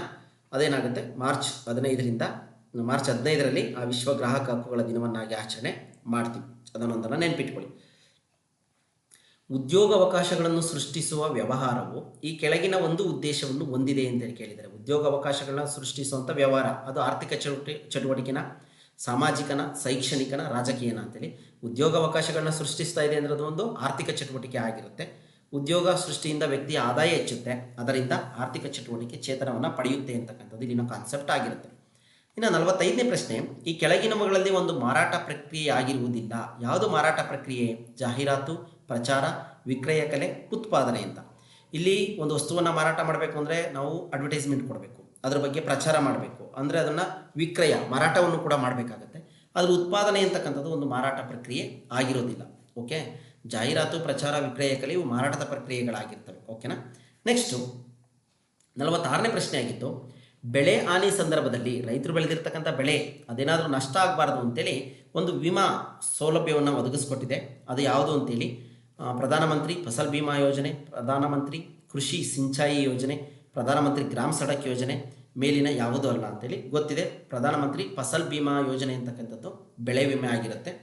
ಪ್ರಧಾನಮಂತ್ರಿ ಫಸಲ್ ಬಿಮಾ ಯೋಜನೆ ಅಂತಕ್ಕಂಥದ್ದು ಬೆಳೆದ ಬೆಳೆ ನಾನಾ ಕಾರಣಗಳಿಂದ, ಏನೇನೋ ಕಾರಣಗಳಿರ್ಬೋದು, ಬರಗಾಲ ಇರ್ಬೋದು, ಅತಿವೃಷ್ಟಿ, ಅನಾವೃಷ್ಟಿ, ಪ್ರಾಣಿಗಳ ದಾಳಿ, ಯಾವುದಾದ್ರೂ ಕಾರಣದಿಂದ, ಪ್ರವಾಹ, ಎಲ್ಲ ಕಾರಣದಿಂದ ಕೈ ಸೇರದೆ ನಷ್ಟ ಹೊಂದಿದಾಗ ರೈತರ ಕೈ ಹಿಡಿಯಲು ಭಾರತ ಸರ್ಕಾರ 2016ರಲ್ಲಿ ಈ ಯೋಜನೆಯನ್ನು ಜಾರಿಗೆ ತಗೊಂಬಂದಿದೆ. ಇನ್ನು ಪ್ರಧಾನಮಂತ್ರಿ ಸಿಂಚಾಯಿ ಯೋಜನೆ ಅಂದರೆ ನಿಯಮಿತ ಸಂಪನ್ಮೂಲ ಬಳಸಿಕೊಂಡು ಹೆಚ್ಚಿನ ಇಳುವರಿ ಪಡೆಯುವ ಕೃಷಿ ವಿಧಾನವನ್ನು ಉತ್ತೇಜಿಸೋದಕ್ಕೆ 2015-16ನೇ ಬಜೆಟ್ನಲ್ಲಿ ಈ ಒಂದು ಸಿಂಚಾಯಿ ಯೋಜನೆಯನ್ನು ಏನು ಮಾಡಿದ್ದಾರೆ, ಜಾರಿಗೆ ತಗೊಂಬಂದಿದ್ದಾರೆ. ಅಂದರೆ ಇರೋ ಸಂಪನ್ಮೂಲಗಳನ್ನ ಬಳಸಿಕೊಂಡು ಹೆಚ್ಚಿನ ಇಳುವರಿ ಪಡೆದು ಹೆಚ್ಚಿನ ಆದಾಯವನ್ನು ಪಡೆಯುವಂಥದ್ದು. ಪ್ರಧಾನಮಂತ್ರಿ ಗ್ರಾಮ ಸಡಕ್ ಯೋಜನೆ PMGSY ಅಂತ ಹೇಳಿ ಕರೀತಾರೆ. ಹಳ್ಳಿಗಳಿಗೆ ಉತ್ತಮ ರಸ್ತೆ ಕಲ್ಪಿಸುವ ಯೋಜನೆ ಆಗಿರುತ್ತೆ ಈ ಒಂದು ಪ್ರಧಾನಮಂತ್ರಿ ಗ್ರಾಮ ಸಡಕ್ ಯೋಜನಾ. ಇದಿಷ್ಟು ವಿಚಾರಗಳು. ನೆಕ್ಸ್ಟ್ ಇದಾದ ನಂತರ 47ನೇ ಪ್ರಶ್ನೆ ಆಗಿತ್ತು, ಕೆಳಗಿನವುಗಳಲ್ಲಿ ಮುಗಿದು ಹೋಗುವ ಸಂಪನ್ಮೂಲ. ಈಸಿಯಾಗಿ ಗುರುತಿಸ್ತೀರಾ ಸ್ನೇಹಿತರೆ. ಯಾವುದು ಮುಗಿದು ಹೋಗುವ ಸಂಪನ್ಮೂಲ ಅಂದರೆ ಚಿನ್ನ, ಅರಣ್ಯ, ನೀರು ಇವೆಲ್ಲ ಮತ್ತೆ ಪುನರುತ್ಪತ್ತಿ ಮಾಡ್ಬೋದು. ಅವು ಮುಗಿಯದ ಸಂಪನ್ಮೂಲ, ನವೀಕರಿಸಬಹುದಾದ ಸಂಪನ್ಮೂಲ. ಈಸಿಯಾಗಿದೆ, ಗೊತ್ತಾಗುತ್ತೆ ನಿಮಗೆ. ಭಾರತವು ಈ ಕೆಳಗಿನ ಆರ್ಥಿಕತೆಗೆ ಉತ್ತಮ ಉದಾಹರಣೆಯಾಗಿದೆ ಅಂತ ಹೇಳಿ ಕೇಳಿದ್ದಾರೆ. ಸಮಾಜವಾದಿ ಅರ್ಥವ್ಯವಸ್ಥೆನ, ಬಂಡವಾಳಶಾಹಿನ, ಮಿಶ್ರ ಅರ್ಥವ್ಯವಸ್ಥೆನ, ಮೇಲಿನ ಯಾವುದಿಲ್ಲ ಗೊತ್ತಿದೆ, ಮಿಶ್ರ ಅರ್ಥವ್ಯವಸ್ಥೆಯಾಗಿದೆ. ಮಿಶ್ರ ಆರ್ಥಿಕ ವ್ಯವಸ್ಥೆ ಅಂದರೆ ಸಮಾಜವಾದಿ, ಸರ್ಕಾರಿ ಮತ್ತು ಬಂಡವಾಳಶಾಹಿ, ಖಾಸಗಿ ಎರಡರ ಸಹಭಾಗಿತ್ವ ಇರತಕ್ಕಂಥದ್ದೇ ಮಿಶ್ರ ಆರ್ಥಿಕ ವ್ಯವಸ್ಥೆ ಆಗಿರುತ್ತೆ. ನಮ್ಮದರಲ್ಲಿ ಸರ್ಕಾರನೂ ಇಲ್ಲ, ಪೂರ್ಣ ಖಾಸಗಿನೂ ಇಲ್ಲ, ಎರಡರ ಸಹಭಾಗಿತ್ವ ಇದೆ. ಹಾಗಾಗಿ ಅದನ್ನು ಮಿಶ್ರ ಆರ್ಥಿಕ ವ್ಯವಸ್ಥೆ ಅಂತೇಳಿ ಕರಿತೀವಿ. ಇದಾದ ನಂತರ ಬಹುರಾಷ್ಟ್ರೀಯ ಹಾಗೂ ದೇಶೀಯ ಕಂಪನಿಗಳು ತಮ್ಮ ಉತ್ಪನ್ನಗಳನ್ನು ಭಾರತದಲ್ಲಿಯೇ ತಯಾರಿಸುವಂತೆ ಉತ್ತೇಜಿಸಲು ಪ್ರಧಾನಮಂತ್ರಿ ಘೋಷಿಸಿದ ಯೋಜನೆ. ಅಂದರೆ ಬಹುರಾಷ್ಟ್ರೀಯ ಕಂಪನಿಗಳು ಅಂದರೆ ಒಂದು ದೇಶದಲ್ಲಿ ಅದರ ಮದರ್ ಬ್ರಾಂಚನ್ನು ಇಟ್ಕೊಂಡು ಬೇರೆ ಬೇರೆ ದೇಶಗಳಲ್ಲಿ ಸಬ್ ಬ್ರಾಂಚ್ಗಳನ್ನ ತೆಗಿತಕ್ಕಂಥದ್ದು ಬಹುರಾಷ್ಟ್ರೀಯ MNC ಕಂಪನಿಗಳಾಗಿರುತ್ತೆ, ಮಲ್ಟಿನ್ಯಾಷನಲ್ ಕಂಪನಿಗಳು. ಅವುಗಳು ಭಾರತದಲ್ಲೇ ತಯಾರಿಸಬೇಕು ಅಂತೇಳಿ ಪ್ರಧಾನಿ ಮೋದಿಯವರು ತಂದಂಥ ಯೋಜನೆ ಯಾವುದು ಅಂತೇಳಿ ಕೇಳೋದಾದರೆ ಮೇಕ್ ಇನ್ ಇಂಡಿಯಾ ಅಂತಕ್ಕಂಥದ್ದು ಆಗಿರುತ್ತೆ. ಇವನ್ನ ಚೆನ್ನಾಗಿ ನೆನ್ಪಿಟ್ಕೊಳ್ಳಿ, ಇದ್ರ ಬಗ್ಗೆ ಮಾಹಿತಿ ಕಲೆ ಹಾಕೊಳ್ಳಿ. Digital India, Make in India, Mudra ಯೋಜನೆ ಇವುಗಳೆಲ್ಲ ಇತ್ತೀಚೆಗೆ ಬಂದಂಥ ಯೋಜನೆಗಳಾಗಿದ್ದಾವೆ. ಮೇಕ್ ಇನ್ ಇಂಡಿಯಾ 25 ಸೆಪ್ಟೆಂಬರ್ 2014ರಲ್ಲಿ ಪ್ರಾರಂಭವಾಗುತ್ತೆ. ಡಿಜಿಟಲ್ ಇಂಡಿಯಾ 1 ಜುಲೈ 2015ರಲ್ಲಿ ಆರಂಭವಾಗುತ್ತೆ. ಜನರಿಗೆ ಸರ್ಕಾರಿ ಸೇವೆಗಳನ್ನು ತ್ವರಿತವಾಗಿ ವಿದ್ಯುನ್ಮಾನ ರೂಪದಲ್ಲಿ ದೊರಕಿಸ್ಕೊಡೋದಕ್ಕೆ ಡಿಜಿಟಲ್ ಇಂಡಿಯಾ ಕಾನ್ಸೆಪ್ಟನ್ನು ತೊಗೊಂಬಂದರು. ಮುದ್ರಾ ಯೋಜನೆ ಸಾಲ ಯೋಜನೆ ಆಗಿರುತ್ತಿದ್ದು 2016ರ ಬಜೆಟ್ನಲ್ಲಿ ಈ ಸಾಲ ಯೋಜನೆಯನ್ನು ಜಾರಿಗೆ ತರ್ತಾರೆ. Mudra micro needs development and refinance agency ಅಂತೇಳಿ ಇದನ್ನೊಂದನ್ನು ನೆನಪಿಟ್ಕೊಳ್ಳಿ. ಶಿಶು ಸಾಲ, ಈ ಮುದ್ರಾ ಯೋಜನೆಯಲ್ಲಿ 3 ಥರ ಸಾಲ ಕೊಡ್ತಾರೆ. ಶಿಶು ಸಾಲ ಅಂತೇಳಿ 50,000 ರೂಪಾಯಿವರೆಗೆ ಸಾಲ ಕೊಡ್ತಾರೆ. ಕಿಶೋರ ಸಾಲ ಅಂತ ಕೊಡ್ತಾರೆ 50,000ದಿಂದ 5 ಲಕ್ಷ ರೂಪಾಯಿವರೆಗೆ. ತರುಣ ಸಾಲ ಅಂತ ಕೊಡ್ತಾರೆ 5 ಲಕ್ಷದಿಂದ 10 ಲಕ್ಷದವರೆಗೆ. ಈ ರೀತಿ ಸಾಲನೇ ಮುದ್ರಾ ಸಾಲ ಯೋಜನೆ ಆಗಿರುತ್ತೆ, ನೆನಪಿಟ್ಕೊಳ್ಳಿ. ನೆಕ್ಸ್ಟು, ಈ ಕೆಳಗಿನವರಲ್ಲಿ ಗ್ರಾಮೀಣ ಬ್ಯಾಂಕುಗಳ ಸಂಸ್ಥಾಪಕ ಯಾರು ಅಂತೇಳಿ ಪ್ರಶ್ನೆಯನ್ನು ಕೇಳಿದ್ದಾರೆ. ಪ್ರೊಫೆಸರ್ ಮೊಹಮ್ಮದ್ ಯೂನಸ್ ಅಂತಕ್ಕಂಥವರು ಈ ಬ್ಯಾಂಕುಗಳ ಸಂಸ್ಥಾಪಕರಾಗಿರ್ತಾರೆ. ಇವರನ್ನು ಗ್ರಾಮೀಣ ಬ್ಯಾಂಕುಗಳ ಪಿತಾಮಹ ಅಂತಲೂ ಕೂಡ ಕರೀತಾರೆ. ದೇಶದವರಾದ ಇವರು ಬಡವರಿಗೆ ಜಾಮೀನು ರಹಿತ ಸಾಲವನ್ನು ನೀಡಿ ಅವರ ಆರ್ಥಿಕ ಸ್ಥಿತಿಯನ್ನು ಸಬಲೀಕರಣ ಮಾಡ್ತಕ್ಕಂಥ ಒಂದು ನಿಟ್ಟಿನಲ್ಲಿ ಈ ಒಂದು ಗ್ರಾಮೀಣ ಬ್ಯಾಂಕುಗಳನ್ನು ಸ್ಥಾಪನೆಯನ್ನು ಮಾಡ್ತಾರೆ ಪ್ರೊಫೆಸರ್ ಮೊಹಮ್ಮದ್ ಯೂನಸ್ ಅಂತಕ್ಕಂಥವರು. 2006ರಲ್ಲಿ ಇವರಿಗೆ ನೊಬೆಲ್ ಶಾಂತಿ ಪ್ರಶಸ್ತಿ ಕೂಡ ಲಭಿಸುತ್ತೆ. ಭಾರತದಲ್ಲಿ ನೋಡಿ, ಇದು ಫಸ್ಟು ಗ್ರಾಮೀಣ ಬ್ಯಾಂಕ್ಗಳು, ಆದರೆ ಭಾರತದಲ್ಲಿ ಪ್ರಾದೇಶಿಕ ಗ್ರಾಮೀಣ ಬ್ಯಾಂಕ್ಗಳನ್ನು ಸ್ಥಾಪಿಸಿದವರು ಎಂ ನರಸಿಂಹಂ ಅಂತಕ್ಕಂಥವರು. ಈ ಪಾಯಿಂಟನ್ನು ಕೂಡ ನೆನಪಿಟ್ಕೊಳ್ಳಿ.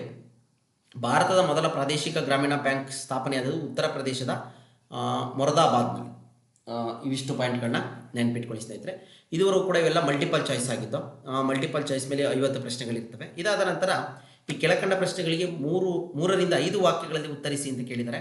ಇದರಲ್ಲಿ 51ರಿಂದ 73ರವರೆಗಿನ ಪ್ರಶ್ನೆಗಳಿದ್ದಾವೆ. 2 ಅಂಕದ ಪ್ರಶ್ನೆಗಳು. ನೋಡ್ತಾ ಹೋಗೋಣ ಬನ್ನಿ. ಇವುಗಳನ್ನ ವಿವರಣೆ ಏನು ಕೊಟ್ಟಿಲ್ಲ, ಏನೇನು ಪ್ರಶ್ನೆ ಅಂತೇಳಿ. ನಿಮ್ಗೇನಾದರೂ ಇದರ ವಿವರಣೆ ಅವಶ್ಯಕತೆ ಇತ್ತು ಅಂತಂದರೆ ಕಮೆಂಟ್ ಮುಖಾಂತರ ತಿಳಿಸ್ಕೊಡಿ. ಎಲ್ಲ ವರ್ಷದ ಪೇಪರ್ಗಳು 2015, 17, 19 ಮತ್ತು 22 ಎಲ್ಲ ವರ್ಷದ ಪೇಪರ್ಗಳನ್ನು ಕೂಡ ಬಿಡಿಸೋ ಪ್ರಯತ್ನ ಮಾಡ್ತಾ ಇದ್ದೀನಿ ಸ್ನೇಹಿತರೆ. ಒಂದೊಂದೇ ವಿಡಿಯೋಗಳು ಅಪ್ಲೋಡ್ ಆಗುತ್ತೆ. ಎಕ್ಸಾಮ್ ಬರೋವಷ್ಟರಲ್ಲಿ ಸಂಪೂರ್ಣ ಮಾಹಿತಿಯನ್ನು ಕೂಡ ಕೊಡೋ ಒಂದು ಪ್ರಯತ್ನ, ಟಾಪಿಕ್ ವೈಸನ್ನು ಕೂಡ ಮಾಡಿಕೊಡ್ತೀನಿ. ಯಾಕೆಂದರೆ ಟಿ ಇ ಟಿನಲ್ಲಿ ಮಾಡಿರೋ ಥರನೇ ಮಾಡಿಕೊಡಿ ಅಂತ ಕೂಡ ಕೇಳಿದ್ರಿ. ಹಾಗಾಗಿ ಮತ್ತೊಮ್ಮೆ ನೀವಿನ್ನೂ ನಮ್ಮ ಚಾನಲ್ನ ಸಬ್ಸ್ಕ್ರೈಬ್ ಮಾಡಿಲ್ಲ ಅಂದರೆ ಸಬ್ಸ್ಕ್ರೈಬ್ ಮಾಡಿ ಅಂತ ಹೇಳ್ತಾ ಸ್ನೇಹಿತರೆ, ನಿಮ್ಮ ಸ್ನೇಹಿತರು ಕೂಡ ಶೇರ್ ಮಾಡಿ. ಈಜಿಪ್ಟಿನ ನಾಗರಿಕತೆಯಲ್ಲಿ ಮಮ್ಮಿಗಳನ್ನು ಹೇಗೆ ಸಂರಕ್ಷಿಸಲಾಗುತ್ತಿತ್ತು ಅಂತ ಒಂದು ಪ್ರಶ್ನೆ ಕೇಳಿದ್ದಾರೆ. ಮೌರ್ಯರ ಇತಿಹಾಸವನ್ನು ಅಧ್ಯಯನ ಮಾಡಲು ಲಭ್ಯವಿರುವ ಸಾಹಿತ್ಯಿಕ ಮೂಲಾಧಾರಗಳನ್ನು ಪಟ್ಟಿ ಮಾಡಿ ಅಂತ ಹೇಳಿ ಕೇಳಿದ್ದಾರೆ. ಗುರುನಾನಕರ ಬೋಧನೆಗಳೇನು ಅಂತ ಒಂದು ಪ್ರಶ್ನೆಯನ್ನು ಕೇಳಿದ್ದಾರೆ. ಇವೆಲ್ಲ 2 ಅಂಕದ ಪ್ರಶ್ನೆಗಳು.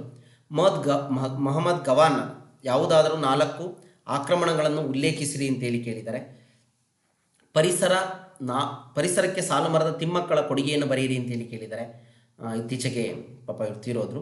ಹಾಗಾಗಿ ಪರಿಸರಕ್ಕೆ ಇವರು ರಾಮನಗರ ಜಿಲ್ಲೆಯ, ಅಂದರೆ ಬೆಂಗಳೂರು ದಕ್ಷಿಣ ಜಿಲ್ಲೆಯ ಮಾಗಡಿ ತಾಲೂಕಿನ ಹುಲಿಕಲ್ ಎಂಬ ಗ್ರಾಮದಲ್ಲಿ ಇವರು ಮದುವೆಯಾಗಿದ್ದಂಥದ್ದು. ಆ ಒಂದು ಇದರಲ್ಲಿ ಏನು ಮಾಡಿದ್ದಾರೆ, ಸಾಕಷ್ಟು ರಸ್ತೆಯ ಬದಿಗಳಲ್ಲಿ ಮರಗಳನ್ನ ನೆಟ್ಟು ಮರಗಳನ್ನೇ ತಮ್ಮ ಮಕ್ಕಳಂತೆ ಸಾಕಿ ಸಲವಿದ್ದಾರೆ. ಹಾಗಾಗಿ ಇವರ ಬಗ್ಗೆ ಒಂದಷ್ಟು ಮಾಹಿತಿ ಸಿಗುತ್ತೆ ನಿಮಗೆ. ಭಾರತೀಯ ಸಂವಿಧಾನದ ಪ್ರಸ್ತಾವನೆಯನ್ನು ಕುರಿತು ಬರೆಯಿರಿ. 57ನೇ ಪ್ರಶ್ನೆ ಆಗಿತ್ತು. ಲೋಕಸಭಾ ಸದಸ್ಯರ ಅರ್ಹತೆಗಳೇನು? ಗೊತ್ತಿದೆ, ಈಸಿಯಾಗಿದೆ. ಪೋಸ್ಟ್ ಕ್ರಾಪ್ ಇದನ್ನು ವಿಸ್ತರಿಸಿ ಬರೆಯಿರಿ ಅಂತೇಳಿ ಒಂದೊಂದಕ್ಕೆ ಒಂದೊಂದು ಯೋಜನೆಗಳಿಗೆ ಪ್ಲ್ಯಾನ್ ಇದೆ, ಅದನ್ನು ಬರೀಬೇಕಾಗುತ್ತೆ. ರಾಜ್ಯ ವಿಧಾನಸಭೆಯ ಹಣಕಾಸು ಅಧಿಕಾರಗಳನ್ನು ಬರೆಯಿರಿ ಅಂತೇಳಿ ಕೇಳಿದ್ದಾರೆ. ಗ್ರಾಮ ಪಂಚಾಯಿತಿ ವ್ಯಾಪ್ತಿಯಲ್ಲಿ ಪಂಚಾಯಿತಿ ಅಭಿವೃದ್ಧಿ ಅಧಿಕಾರಿಯ PDO ಪಾತ್ರವೇನು ಗ್ರಾಮ ಪಂಚಾಯಿತಿಗಳ ಅಭಿವೃದ್ಧಿನಲ್ಲಿ ಅಂತ ಕೇಳಿದ್ದಾರೆ. ಲವಣತೆ ಎಂದರೇನು? ಸಾಗರ ನೀರಿನ ಸರಾಸರಿ ಲವಣತೆಯನ್ನು ತಿಳಿಸಿ ಅಂತೇಳಿ ಕೇಳಿದ್ದಾರೆ. ಇವೆಲ್ಲ 8th, 9th, 10th ಟೆಕ್ಸ್ಟ್ ಬುಕ್ಕಲ್ಲೇ ಇದೆ ಸ್ನೇಹಿತರೆ. 6th, 7th, 8th, 9th, 10th ಇವು 3ರಿಂದ 5 ವಾಕ್ಯಗಳಲ್ಲಿ 2 ಅಂಕದ ಪ್ರಶ್ನೆಗಳಾಗಿದ್ದಾವೆ. ನೆಕ್ಸ್ಟು ಅದೇ ಥರ ಮುಂದುವರಿಯೋದಾದರೆ ಕರ್ನಾಟಕದ ಭೌಗೋಳಿಕ ಸನ್ನಿವೇಶವನ್ನು ಬರೆಯಿರಿ ಅಂತ ಕೇಳಿದ್ದಾರೆ. ಏಷ್ಯಾದ ಪ್ರಾದೇಶಿಕ ವಿಭಾಗಗಳನ್ನು ತಿಳಿಸಿರಿ. ವಲಸೆ ಎಂದರೇನು? ವಲಸೆಗೆ ಯಾವುದಾದರೂ 2 ಕಾರಣಗಳನ್ನು ಹೆಸರಿಸಿ. ಚಂಡಮಾರುತಗಳು ಏಕೆ ಉಂಟಾಗುತ್ತವೆ? ಭಾರತದ ಯಾವುದಾದರೂ 2 ಚಂಡಮಾರುತ ಪೀಡಿತ ಪ್ರದೇಶಗಳನ್ನು ತಿಳಿಸಿರಿ.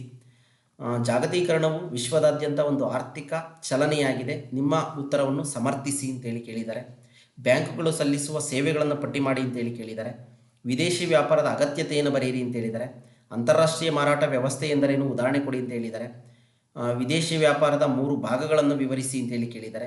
ಜನಸಂಖ್ಯೆಯ ಗುಣಮಟ್ಟವನ್ನು ಹೇಗೆ ಅಳೆಯಬಹುದು ಅಂತ ಕೇಳಿದ್ದಾರೆ. ಭಾರತದಲ್ಲಿ ಬಡತನವನ್ನು ಹೇಗೆ ಗುರುತಿಸಲಾಗುತ್ತದೆ ಅಂತಲೂ ಕೂಡ ಪ್ರಶ್ನೆಯನ್ನು ಕೇಳಿದ್ದಾರೆ ಸ್ನೇಹಿತರೆ. ಇನ್ನು 73ನೇ ಪ್ರಶ್ನೆ, ವಾಣಿಜ್ಯ ಬ್ಯಾಂಕುಗಳಲ್ಲಿನ ಠೇವಣಿಗಳ ಅರ್ಥ ಬರೆಯಿರಿ, ಅವುಗಳ ವಿಧಗಳಾವುವು ಅಂತ ಹೇಳಿ ಕೇಳಿದ್ದಾರೆ.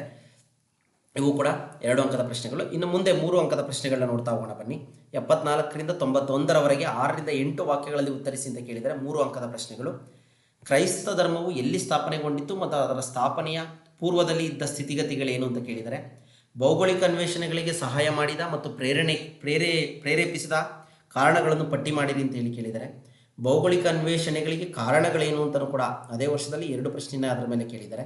ಅಕ್ಬರ್ನ ಧಾರ್ಮಿಕ ನೀತಿ ಕುರಿತು ಸಂಕ್ಷಿಪ್ತವಾಗಿ ಟಿಪ್ಪಣಿ ಬರೀರಿ ಅಂತ ಕೇಳಿದ್ದಾರೆ. ಕ್ರಾಂತಿ ಎಂದರೇನು, ಪ್ರಪಂಚದ ಪ್ರಮುಖ ಕ್ರಾಂತಿಗಳನ್ನು ಹೆಸರಿಸಿ ಅಂತ ಹೇಳಿ ಕೇಳಿದ್ದಾರೆ. ಇನ್ನು 79ನೇ ಪ್ರಶ್ನೆ, ಭಾರತ ಸಂವಿಧಾನವು ಭಾಗಶಃ ಸರಳ ಭಾಗಶಃ ಕಠಿಣ, ಸಮರ್ಥಿಸಿ ಅಂತ ಕೇಳಿದ್ದಾರೆ. ಭಾರತದ ಸರ್ವೋಚ್ಚ ನ್ಯಾಯಾಲಯದ ಅಧಿಕಾರ ಮತ್ತು ಕರ್ತವ್ಯಗಳನ್ನು ವಿವರಿಸಿ. ಭಾರತದ ಭೂಸೇನೆಯ 7 ಆಡಳಿತಾತ್ಮಕ ಕಮಾಂಡ್ಗಳನ್ನು ಹೆಸರಿಸಿ, ಕೇಂದ್ರ ಕಚೇರಿಗಳನ್ನು ಬರೆಯಿರಿ ಅಂತ.